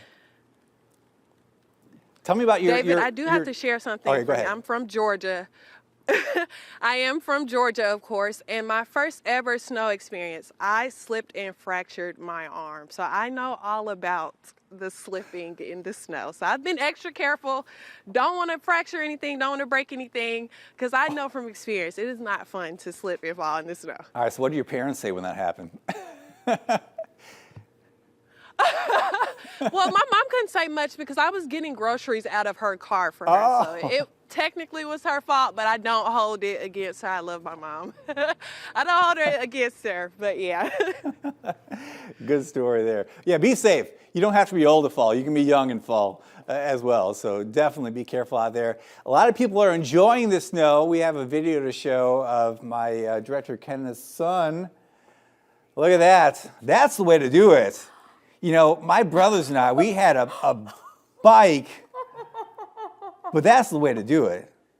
Oh, man. Oh, that is awesome. That is awesome. You know, that makes me want to go out there. Like, next, that's me. I want to be next. That looks like a lot of fun. What's the dog's name, Kenneth? That is so cool. What's your dog's name, Kenneth? Brother? Daisy. Daisy. That's Daisy out there playing. Wow, that's really cool. So I know there are so many memories being made today, and the majority of them are good memories. You don't want to make a bad memory by crashing into something or someone, so stay put, stay at home, and just enjoy that snow coming down. It's so weird, isn't it? It's just mind-boggling to me to see what we are covering today.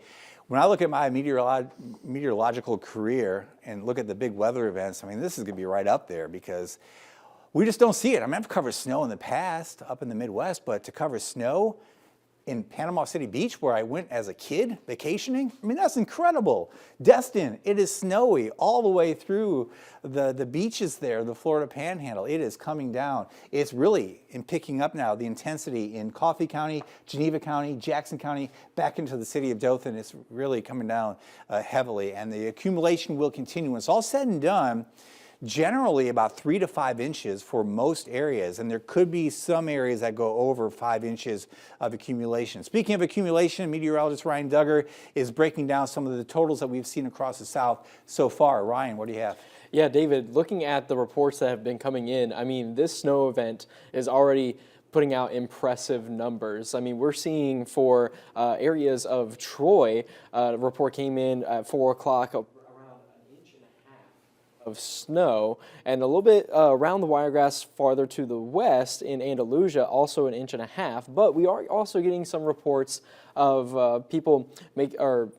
reports coming in through the National Weather Service for Mobile. According to someone, they heard an amateur radio coordinator saying in Covington County, for McKinsey, 4 inches of snow as of 3:45.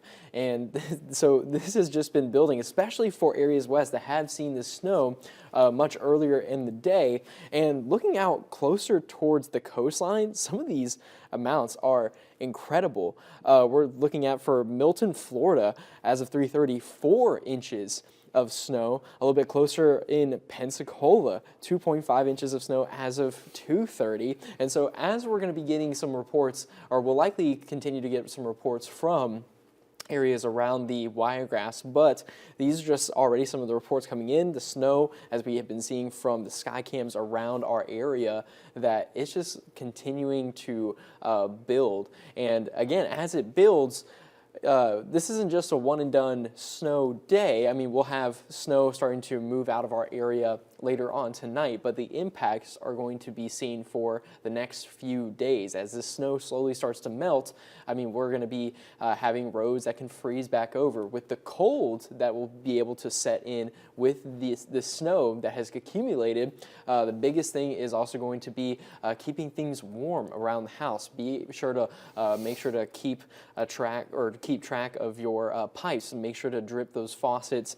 And especially if you have exposed faucets, open the doors to the cabinets to allow for some of that warmth to come in. Don't overextend the energy that you're using, like appliances like dishwashers and washing machines, especially early in the morning, because that could lead to too much power being used, and maybe even some more outages like we've been discussing for the past few hours of coverage. But just looking at areas of South Alabama, especially so close to the source of that moisture, that snow has just continued to pile on. And from what we've seen, especially as David was talking out closer towards areas of Panama City, I thought it would just be the craziest thing. Imagine you're in a condo looking over the beach, and instead of looking out for, like David was saying before, summertime storms or even tropical activity coming in, you're actually seeing snow make its way in.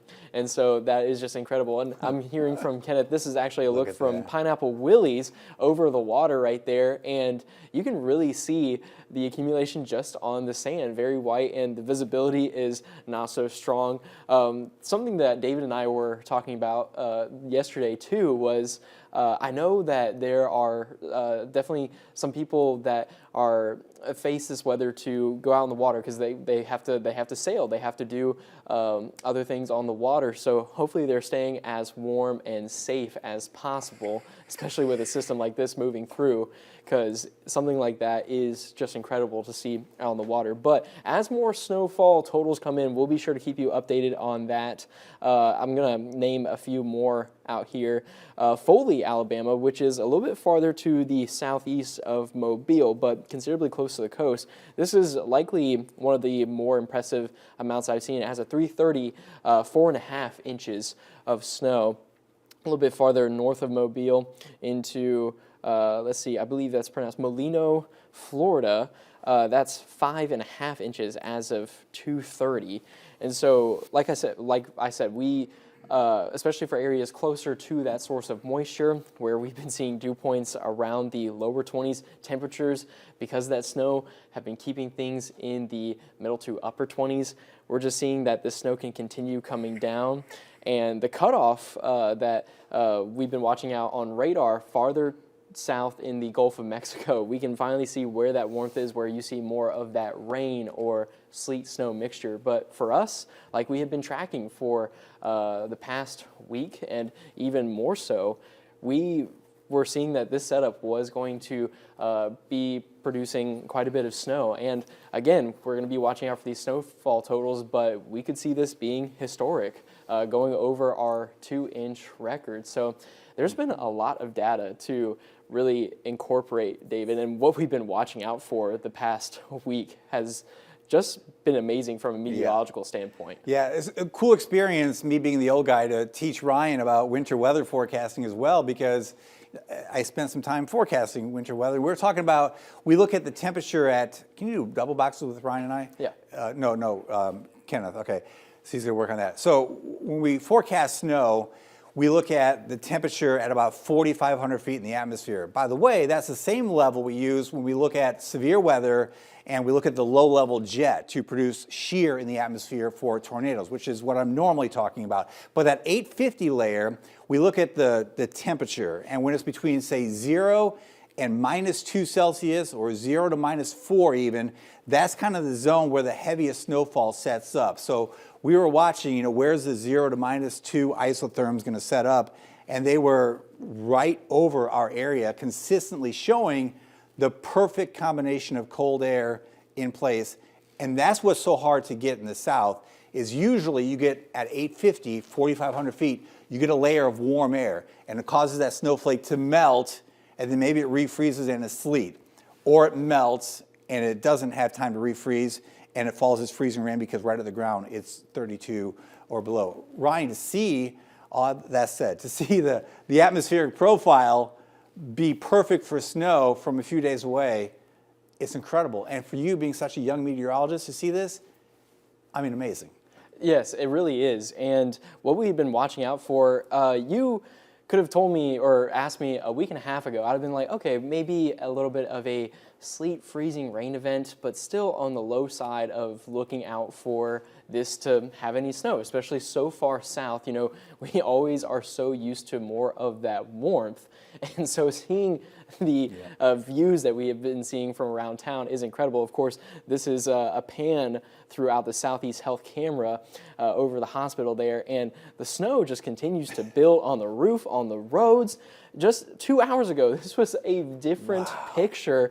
You can see snow on the medians throughout the streets off of the major highways. And of course, everyone's driving very slowly, which is very important with this weather. So if you have to be out, please do as these people are doing, very slowly. If you can, be home. That is our best advice right there. Yeah, stay put. Go back. Let's use that camera. Go back to the intersection there. And this camera is amazing. It really is spectacular quality. And we can zoom in. And let's see. Watch one of these cars. Just pick a car. Yep. I got you. Coming up to the intersection. Let's just see how they're responding. And now pan to the left, right to the intersection. Oh, yeah, there we go. So, okay, go out a little bit more. Just, I want to kind of see what people are doing when they come to this intersection. If they're going slow, if there's any sliding occurring that we can see. There's not a ton of traffic out there. At that point, from experience, if you've got like an inch or two of slush on the road, that's actually better or easier than having, say, a glaze of ice, freezing rain. You get a little more traction, especially if your tires are good. Now, I know some people have tires that have, you know, you're supposed to use the Lincoln's head, right, on your penny. If you get below that, you got to replace the tires. If it's really a bald tire, you're not going to have any traction at all. So if you're on one of those sets of tires, you really, really, really need to go slow. Front wheel drive is better than rear wheel drive. Rear wheel, it spins out the back of the vehicle. Front wheel, front wheel drive kind of pulls you instead of pushing you like a rear wheel does. So you want to be, if you can, in a front wheel drive vehicle. Four wheel drive is even better. But the key is to go slow. Your acceleration off the stoplight is going to be slow. And if you're in the rear wheel drive vehicle and you don't have traction control, your back end is going to slide back and forth, kind of fishtail, left, right, left, right. Lay off the gas, nice and slow. That guy's going pretty fast through the intersection. And see, if you go fast and you hit whatever, maybe it's a bump, and you turn the wheel to the right, you can just lose control. That back side of the vehicle can just slide, and all of a sudden instead of going forward, you're going forward, but your vehicle is perpendicular to the road, and then you're sliding into something and causing a lot of damage. So you want to really be careful. Speed is always the problem. If you look at crashes, even in good weather, it's usually speed or distraction, but in bad weather, it's usually speed. Going too fast, coming up to an intersection, you're sliding through, someone's got the green, and you're sliding into their green because you're going too fast. So if you're not used to driving in this, and most of us, let's face it, we're not, just stay off the roadways. If you have to be out there, go nice and slow. Kinsley, over to you. You've got a VO, some video to share with us. What do you have? Yeah, this continues just kind of some of the fun we have been talking about today. You can see here, these are my baby boys. This is my baby boy Jackson and Max. This was taken right before work today. They love the snow. And so we're from Tuscaloosa County, and we knew moving down here we wouldn't be able to see much of snow, but hey, here we are. They were able to go out and enjoy it. These boys did not want to come in. We were able to make sure that they took their breaks, kind of make sure that they were warm. And I want you all at home to check on your people, check on your pets, and make sure that they have a place to stay warm tonight and throughout this snow event. But hey, yeah, that's Jackson Max. That is my baby boys. Those are boxers. That is a boxer. Jax is a boxer. He is coming up on 10 years old, and Max is a German Shepherd. He's going to be 9 this year, so they love the snow. They don't get to see it too often. We've seen a lot of pictures of people's furry friends out and about in the snow today. So of course, while it is all in fun, make sure that you do bring them inside tonight and over the next couple of days, because it is way too cold for them to be sleeping out there. But hey, a couple of hours out there playing in the snow with them, that's going to be a-okay. These boys loved it. So just continue to make sure that you send your pictures in on our website. That's WTVY.com. David, back to you. Amazing just amazing what we're seeing out there. The pictures coming in and the snow accumulation is really interesting to see. That's Slocum. Remember when we started, you could see the grass very, very easily. It is covered up now, totally covered in Slocum. It is really coming down all the way through Geneva County, Houston County, Jackson County, Early County, all of us seeing snow. Got some pictures from my daughter up in Auburn, and pretty snow covered up there too. Looks like 1 inch, maybe even 2 inches in the Auburn area. So widespread from, say, Auburn, Opelika, southward to the Gulf Coast. It is snowy everywhere. Slocum, when I was younger, we did some flag football games on Saturday mornings when I worked in Illinois, and we played one day. It was a Saturday morning. There was about 10 inches of snow on the ground. The most fun I've ever had playing football. It was just like trudging through the snow.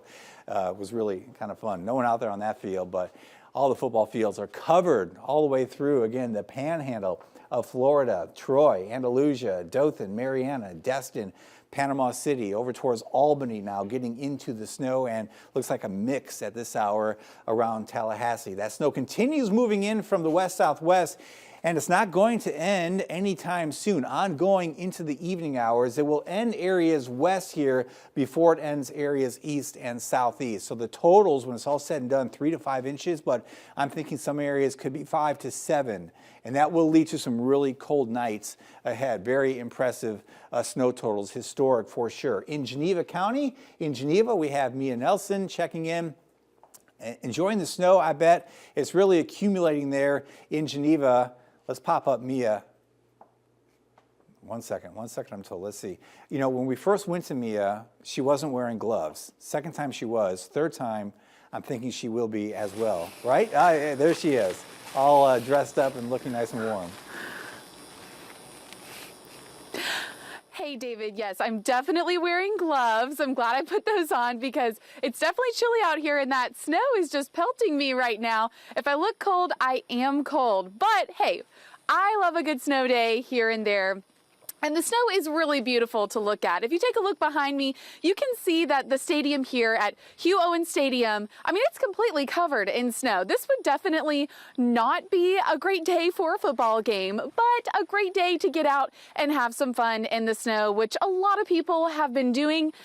We've seen a family out here having some fun with a snowball fight, even sledding down the hill, having a great time out here, just making memories. So definitely a day to make memories. Not a day to play football out on the field or get out on the roads here in Geneva either. On our way in here earlier today, we definitely saw that snow start to accumulate on the roads, and it's just continued to ever since we got here. Looking at the road outside the stadium, that snow has just continued to build up. So definitely stay home if at all possible, because these roads are definitely tricky, definitely dangerous to be out there. If you can, just enjoy the snow from inside, from your yard, the best you can. That's probably the best idea for the rest of the evening today. But we'll continue to be out here this evening, and we'll be out here live again at 6 o'clock. Back to you, David. Okay, Mia, I've got 2 questions for you. First of all, what do you think the accumulation is so far? Well, it's at least several inches. Austin, my photographer here, he put his boot in the snow, and it seemed it was as if at least, around 4 inches, right? He thought. So, we're thinking around 4 inches is what we've seen. Okay, you can see, if you take a look here, I mean, it's pretty thick. If I put my boot in the ground, you can see how far deep it's gone. So my second question is the snow kind of fluffy, and how much is it blowing? We see kind of the snow blowing in the shot. Is it blowing on the ground? Have you noticed that yet?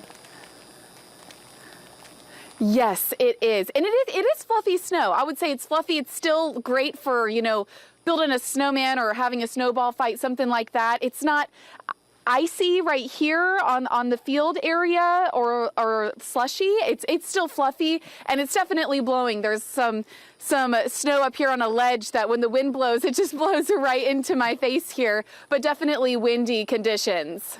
It's amazing. And let's see if I can you can see it's good enough snow. I won't throw it at my photographer. Hit but Austin, we've got good enough snow here to build a snowball for a snowball fight. I won't do that to him. Austin, he's worked here for a long time. I'm sure he's having fun going out there. It makes for the most beautiful live shots. I mean, you've got the lighting is so good, the snowflakes are falling, you kind of pop in the foreground of the snow in the background. It's amazing. I mean, it looks phenomenal. It really is beautiful out here. And yes, Austin did a great job lighting the shot. Good job, Austin. Behind me is downtown Dothan in that shot, and this is what the radar looks like as that snow comes on through, really picking up in intensity. I mean, this is something else. I think I might have to walk outdoors here. We're going to get off the air at 5:30, get to the national news, and we have a local newscast coming up at 6. It is really coming down in the city of Dothan and beyond, all the way through New Brockton towards Andalusia, up towards Troy, southward to Bonifay, Marietta, Mayhaw. The areas southeast will see the snowfall linger until probably 9-10 p.m. Central Time. Areas west and northwest will see it wrap up a little bit sooner, but yeah, 3 to 4 to 5 to 6 inches looking pretty likely, and that will feed that cold air as we go into the coming morning. So I know it's so fun right now. I kind of wish, I mean, honestly, I'm an 8-year-old boy inside. I would love to be outside playing in the snow, right, Kinsley? Don't laugh. She works with me every day.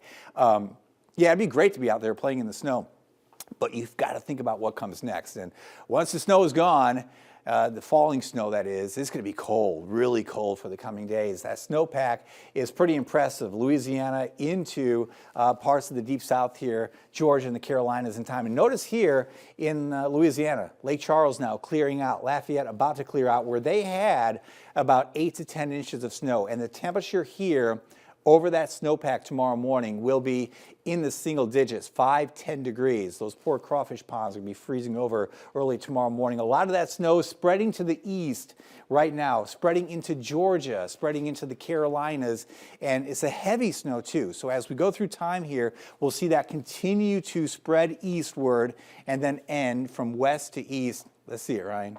Hit me with it. Oh. There it goes. It is packable. It's packable. Here you go, catch it. There you go. He caught it back. So it's a packable snow right now. It'll be really good for making snowmen tomorrow during the day as that snow pulls away. That's midnight. The snow pulls away. The sun comes out tomorrow. But we start the day in the teens, middle teens tomorrow morning. Bitterly cold start to the day. And really not much recovery. Middle 30s for highs tomorrow evening. So, okay, 4 p.m., lower to middle 30s. Tomorrow evening, we drop back very quickly into the 20s. So any melting tomorrow by, say, 4 or 5 o'clock, it begins to freeze and then really frozen over again by Wednesday evening. So if you have to travel to work over the coming days, best to do it if you can during the day. If you can, of course, during the day because you work at night, just go slow, all right? And some of the conditions will be dicey and icy into Thursday, Friday, and Saturday mornings. That's early on Thursday. Temperatures back into the teens, low temps, middle to upper teens. A very cold start to our Thursday. During the day on Thursday, again, a little melting as we pop back into the upper 30s. But again, into Friday morning, watch this, temperatures drop into the 20s, likely into the middle 20s early on Friday. I lost my pause point again, but there it is, 7:10 Friday morning.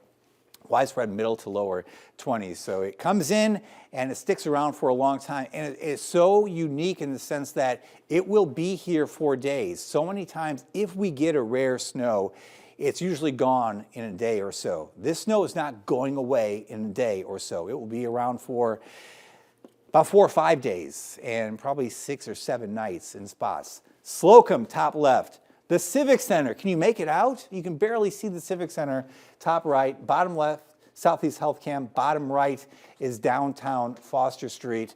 Ryan, I'm going to toss over to you because I'm going to go back outside one more time on Foster. So take over and check out maybe some of the other cams that we're seeing up close. Yeah, let's check out some of the cameras throughout our area because it has been a bit since we've checked Ozark and the Enterprise since the sun is going down. First, still starting off with Southeast Health right here. We've been watching this intersection for people kind of slowing down and driving very slowly through the snow. And I actually wanted to point out too, I was just talking with our senior engineer, Tom. He took a ruler outside behind the studio just a couple minutes ago, recorded 2 inches of accumulation. And so this is already at the 2 inches. If this is what is being recorded, let's say at the Dothan Airport, then we have more snow to go.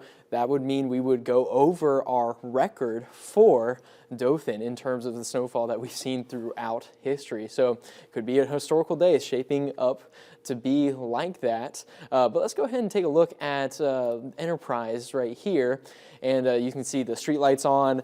no one on the road from what I can see, really seeing down about 3 to 4 blocks. And now, because the sun's going down, the streetlights come on, now this looks more like a Hallmark movie. I like that. It's looking great. I would want to be walking out there.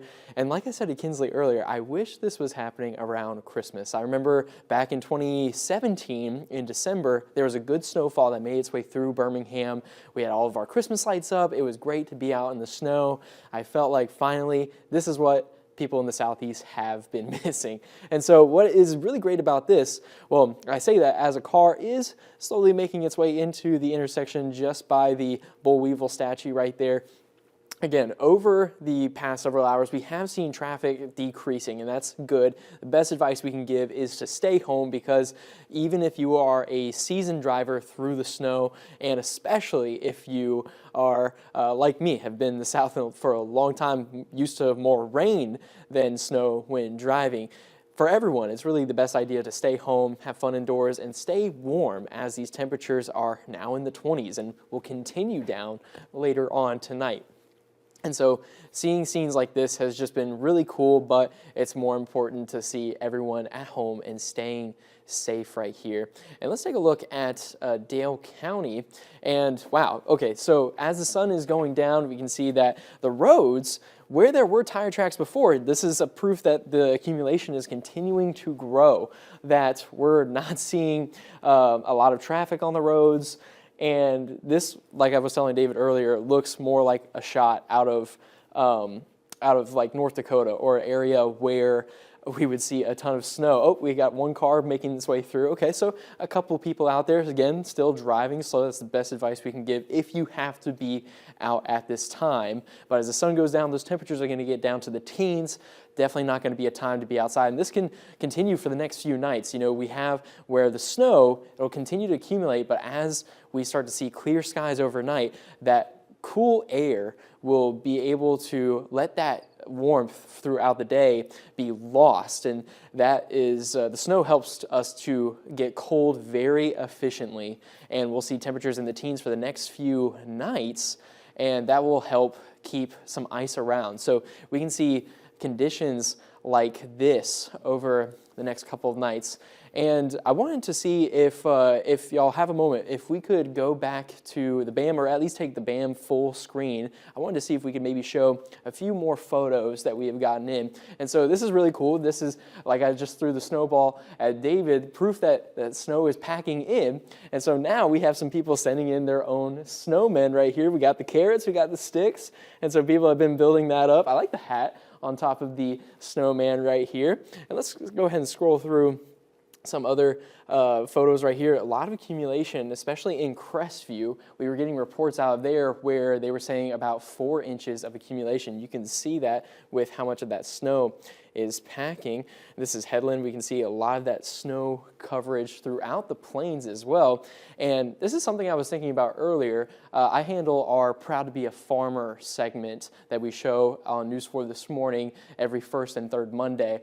And I wonder how the cows are feeling about the snow like this. It'd be very cool to go out and see a farm and see how they're handling that. But there was another cool photo down here. I'm going to try and scroll to another. Look at the snowpack on this car right here. People took their windshield wipers out and also drew a little smiley face right there, which I think is really cool. So that snow can really pile on the cars heavily over a short amount of time. And this one was the most recent edition. That was my favorite. This is from, well, the username is, this could be the name, Loki. And the caption is, "What is this?" And I'm sure most of every pet around this area has never seen snow before. They're enjoying it as much. And this guy, he's all dressed up. He's got his scarf. He's got his hat. But he's looking up at the sky like, this shouldn't be happening. This can't be happening. And it has been so great to get everyone's photos in. And throughout the night, as the snow continues to fall, if you would like to send in more of your photos, you can at WTVY.com, and we'll likely be trying to share those and still show those while we continue coverage for the next 20 minutes as well. But while we're at it, let's go ahead and take a look at our power outage map right here. This is by poweroutage.us. This is a good tool to see power outages throughout the state.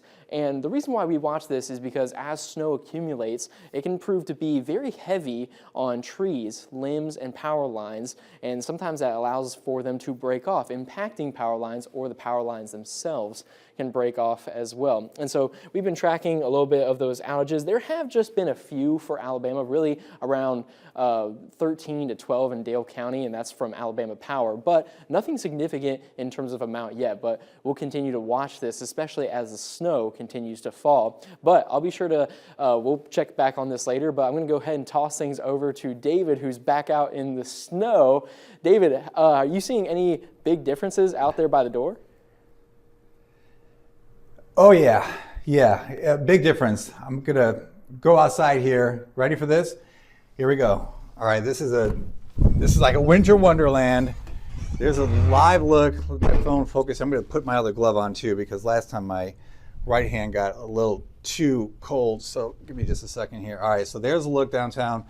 Look at the snowfall rate. It is incredible to see how much snow is coming down. This is like being in a snow globe. It really is. I never thought I would see this living in Dothan, honestly. There's a look at the ground. And I was out here a little while ago, and you can barely see my foot. So let's see. So there's a look. I mean, there's, I don't know, a couple inches anyway. This is blowing, so this is not the greatest place to actually measure the amounts. But check out the street lights, and at night it really shows up so well. So there's all the snow coming down. It is so slippery just walking. The roadways are completely covered now. When we began our coverage at 2 o'clock, these roads were wet, but they weren't covered in ice or snow. Now they're covered in like a really heavy slush that will completely freeze as we go through tonight. So there's a look at Foster Street looking northward, and there's a look on Foster looking southward. And this is unbelievable. I mean, how many times have you been out here on Foster Street, you know, back in the days of Foster Fest, and everybody's walking here and all the booths are set up, and in front of the station here, we've done so many live shows over the years. The Mardi Gras parade rolls right here. One of the happiest day in Dothan. And it's unbelievable to see it like this. I mentioned this earlier. If you want the best Christmas card for 2025, take your family outside right now, dressed up in some red and green, and take some pictures, because you may never see this again in your lifetime. This is exceptional from a meteorological standpoint. This is absolutely incredible to see what is happening in the Wiregrass. Downtown Dothan is completely snowy, cold, and windy. And if you were just positioned here on Foster Street and you had to ask, where am I? You would not say South Alabama. You would say somewhere up in the Midwest. And what's crazy is there are areas in the Midwest, as we showed you earlier, that have not seen snow like this. And yet we're seeing it from Texas and Louisiana, all the way through the Florida Panhandle, all the way through downtown Dothan, Alabama. There's a look at the Civic Center, and notice the flag. I mean, look at the size of the flag and how much it is blowing. It is breezy out here. North winds, 10, 15 miles per hour. This snow is accumulating very quickly on the roadways, and we don't have plows. We don't have salt trucks. We don't have sand, rock trucks to spread on the roadways. So what we see on the ground is going to be here all the way through the end of the week. Again, there's going to be some melting during the days ahead. Even if the temperature is only in the 30s, the fact that the sun's going to be out will melt some of the snow and ice on the roadways, but it doesn't mean it goes away. It means it freezes and can create that black ice situation for the coming mornings. Downtown Dothan, you know what's amazing about snows, and again, me growing up in the Midwest, the peacefulness. You're all watching, but I'm standing by myself in downtown Dothan. There's no one around me, and if I stop talking, it's so quiet. It is so quiet as you look around. An area that is bustling, so many times out of the year, but there is nothing happening. Some cars are there on West Main Street moving on through. It's beautiful.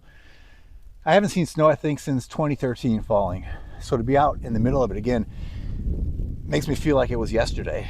The memories it brings back, just incredible. And it's so powerful in that sense. And all the kids out there today and the adults as well playing in the snow, you're making some core memories that you'll recall, the kids especially 30, 40 years from now. They're gonna remember, man, remember that snow in 2025? Yeah, this is it. It's happening live. And the swirling of the winds shows you the blowing nature of the snow. Coming off the awning there, the snow is whipping and blowing. So blowing and drifting is gonna be a big deal in the rural open areas over the next 12 hours, even longer, into tomorrow morning, maybe till 10, 11 o'clock. The snow, as we get through the evening and the temperature goes down, will become fluffier and fluffier and blow easier and easier. And there could be some snow drifts that are probably a couple feet in places tomorrow morning. So this is something else.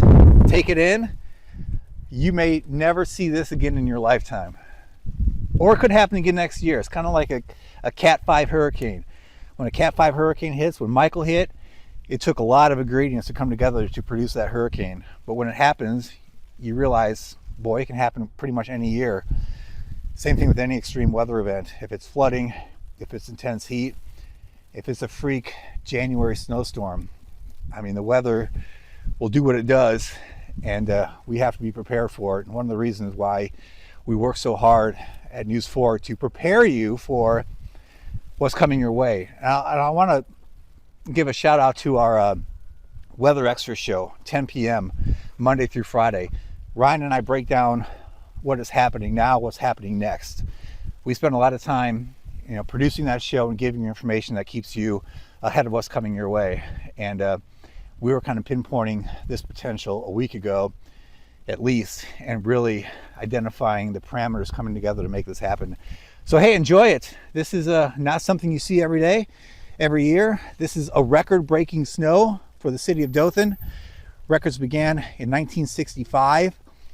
The highest total in one day was 2 inches. We have exceeded that. And there's a look at the Civic Center and the street lights of Foster Street. It's a winter wonderland. It is like standing in a snow globe, and I know it's like that wherever you are as well, watching us, at least if you're anywhere in the Wiregrass. It's phenomenal. I'm going to soak it in, enjoy it. I've got my snow shovel from 20 years ago in my truck, so I'm prepared to shovel for the first time in a long time as well. So hey, enjoy. I'm going to send it back to you guys at the station. I'll walk back there and get warm.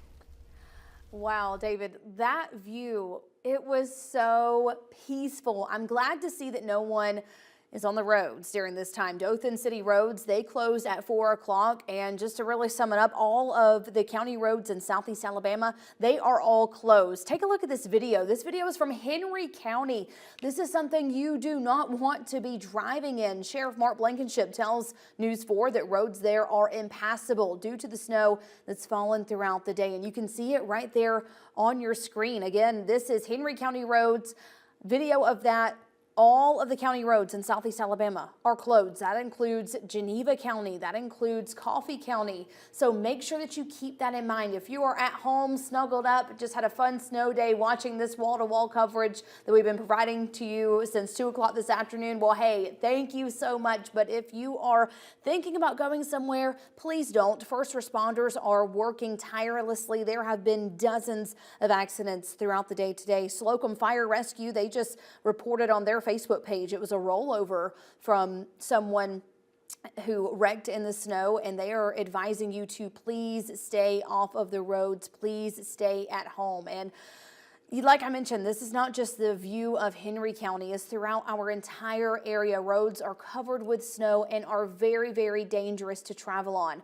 Other places like Dothan and Troy, they're also urging people to stay off of the roads. If you are an essential worker and have to get out on the roads, please, please be careful. Some tips: drive slow, be aware of your surroundings, and if you have to go to work, then make sure that you just leave early so you can get there safely and on time. We also did see a wreck on Ross Clark Circle earlier today in Dothan, and it was that woman's first time ever driving in the snow. So again, there have been dozens of wrecks throughout the entire day. It is something so beautiful that you can kind of soak up and get to enjoy and see, but we want you to do that from the comfort of your home or from the comfort of a safe place, because we do not want you to be driving on the roads. Again, this is video from the sheriff in Henry County, that's Sheriff Blankenship, and Henry County roads, they're impassable. I mean, look at that. You do not want to be driving in that. And you just saw David on downtown Foster Street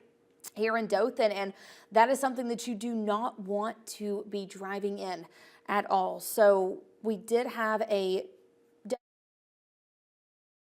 Dale County. We did have a deadly wreck that happened earlier today in Dale County. So this is something you just please, please, please need to take seriously. Here's a list of the road closures. Again, that's all county roads in southeast Alabama. That includes City of Dothan, Enterprise, Coffee County, Covington County, Dale County, Geneva County, Henry County, Okaloosa County, and Pike County. So just make sure that you are at home. And again, we might sound like a broken record, but we just want to make sure that you are taking this seriously. It is something that you can take your Christmas cards in, like Chief Meteorologist David Paul recommended, and something that you can build a snowman in, make that snow ice cream, but it can also be very, very dangerous. And hey, we're reaching the 5:30 mark, and we want to make sure that everyone is at home safe. Make sure that you are in a safe, warm place for you to stay tonight. Check on your people, check on your pets. Make sure you bring those pets inside. It is something that you do not want to forget about. And also, we've been talking about making memories all day. Submit your videos. Go to our website, WTVY.com. You can submit videos and photos of you making memories, but also those hard news stories that we have been talking about all day too. Just share those, and we will make sure that we can bring the very latest and up-to-date information to you. Chief Meteorologist David Paul is back in studio. David, are you warm? You keep going out there. You know, I'm okay. Yeah, I'm in that middle ground now where I'm not too warm, I'm not too cold. My Goldilocks is just right. That's something else. The peacefulness of a snow event is incredible. The world is never more calm and peaceful than it is during the middle of an event like this. It was so beautiful. I was just kind of watching you in awe, get to just kind of take it all in. And then also we have this view of Dothan right here behind us. Yeah. We could see you walking up the road. I'm going to post that on my Facebook page here in just a moment. We saw you walking up the road, and I said, you know what, there he is. And it was so cool to see just kind of you getting out there, getting to enjoy, and then the view that you were showing us and everyone at home. It like you said, it's very peaceful. Just amazing. Tell me about the snow cream, because I've seen this brought up on social media before. I've never done it, maybe because I'm a meteorologist and I know to get a snowflake you have to have a piece of particulate matter to build that snowflake around. So every snowflake's a piece of dust. It really is. But you're eating dust, so how do you do it? Yeah, so my family growing up, we were able to do this. So we got some milk, we got a bunch of snow. We would lay out bowls in the yard the night before because, you know, we wanted it to be the clean snow, the best of the best snow. So you laid out some bowls. And if you didn't get to do that, then hey, I mean, there's still snow falling, so it's not too late. And also, just go to the yard and scoop up the clean part. It's going to be okay. So you'll get some milk and some vanilla extract, and it is you got legit with it. Good. Yeah. I feel like I can taste it right now. I should have brought the ingredients to the station, but I was too busy grabbing my carrots and sticks. Want to build a snowman. Yes, a lot of people are building snowmen for sure. When I got my carrots on Saturday, the store was almost out of carrots. Really? So yeah, I think a lot of people were ready for this event. I think so too. I hope they're ready because hey, I mean, it's kind of too late to get ready now. Check on your pipes, check on your people, check on your pets and those plants. Yeah, it is cold out there. Let's go to the frostiometer. I've got my sticks and carrots at home. I am ready for my snowman tomorrow because of course I'm working right now. But we put the frostiometer initially down here when there was a lot of social media buzz occurring, and we know when there's something big happening. I mean, I'll tell you what, Ryan can tell you the same thing. For example, during hurricane season, I can post a 384-hour forecast of a Cat 5 hitting the Panhandle. I don't do it. You see it maybe on social media because non-meteorologists will just like take something and post it, and it gets a lot of shares, and they get their engagement. As a professional, a little more cautious and gauge every situation, because 95% of the time it doesn't happen. But we knew the buzz was out there, and then it got to the point where, from a meteorological perspective, it might actually happen. And then we kept creeping them up, and it's at a 10 now. A lot of frosties being created, I'm sure, all across the Wiregrass right now. And I can't wait. I'm excited tomorrow to get out there and make a snowman, and I'll try to post that as we go through tomorrow, because it's fun. We make a lot of memories in situations like this, and we can do it because of the snow depth all across the South, and it is building and will continue to expand into Georgia and the Carolinas overnight. There's that look downtown in Dothan.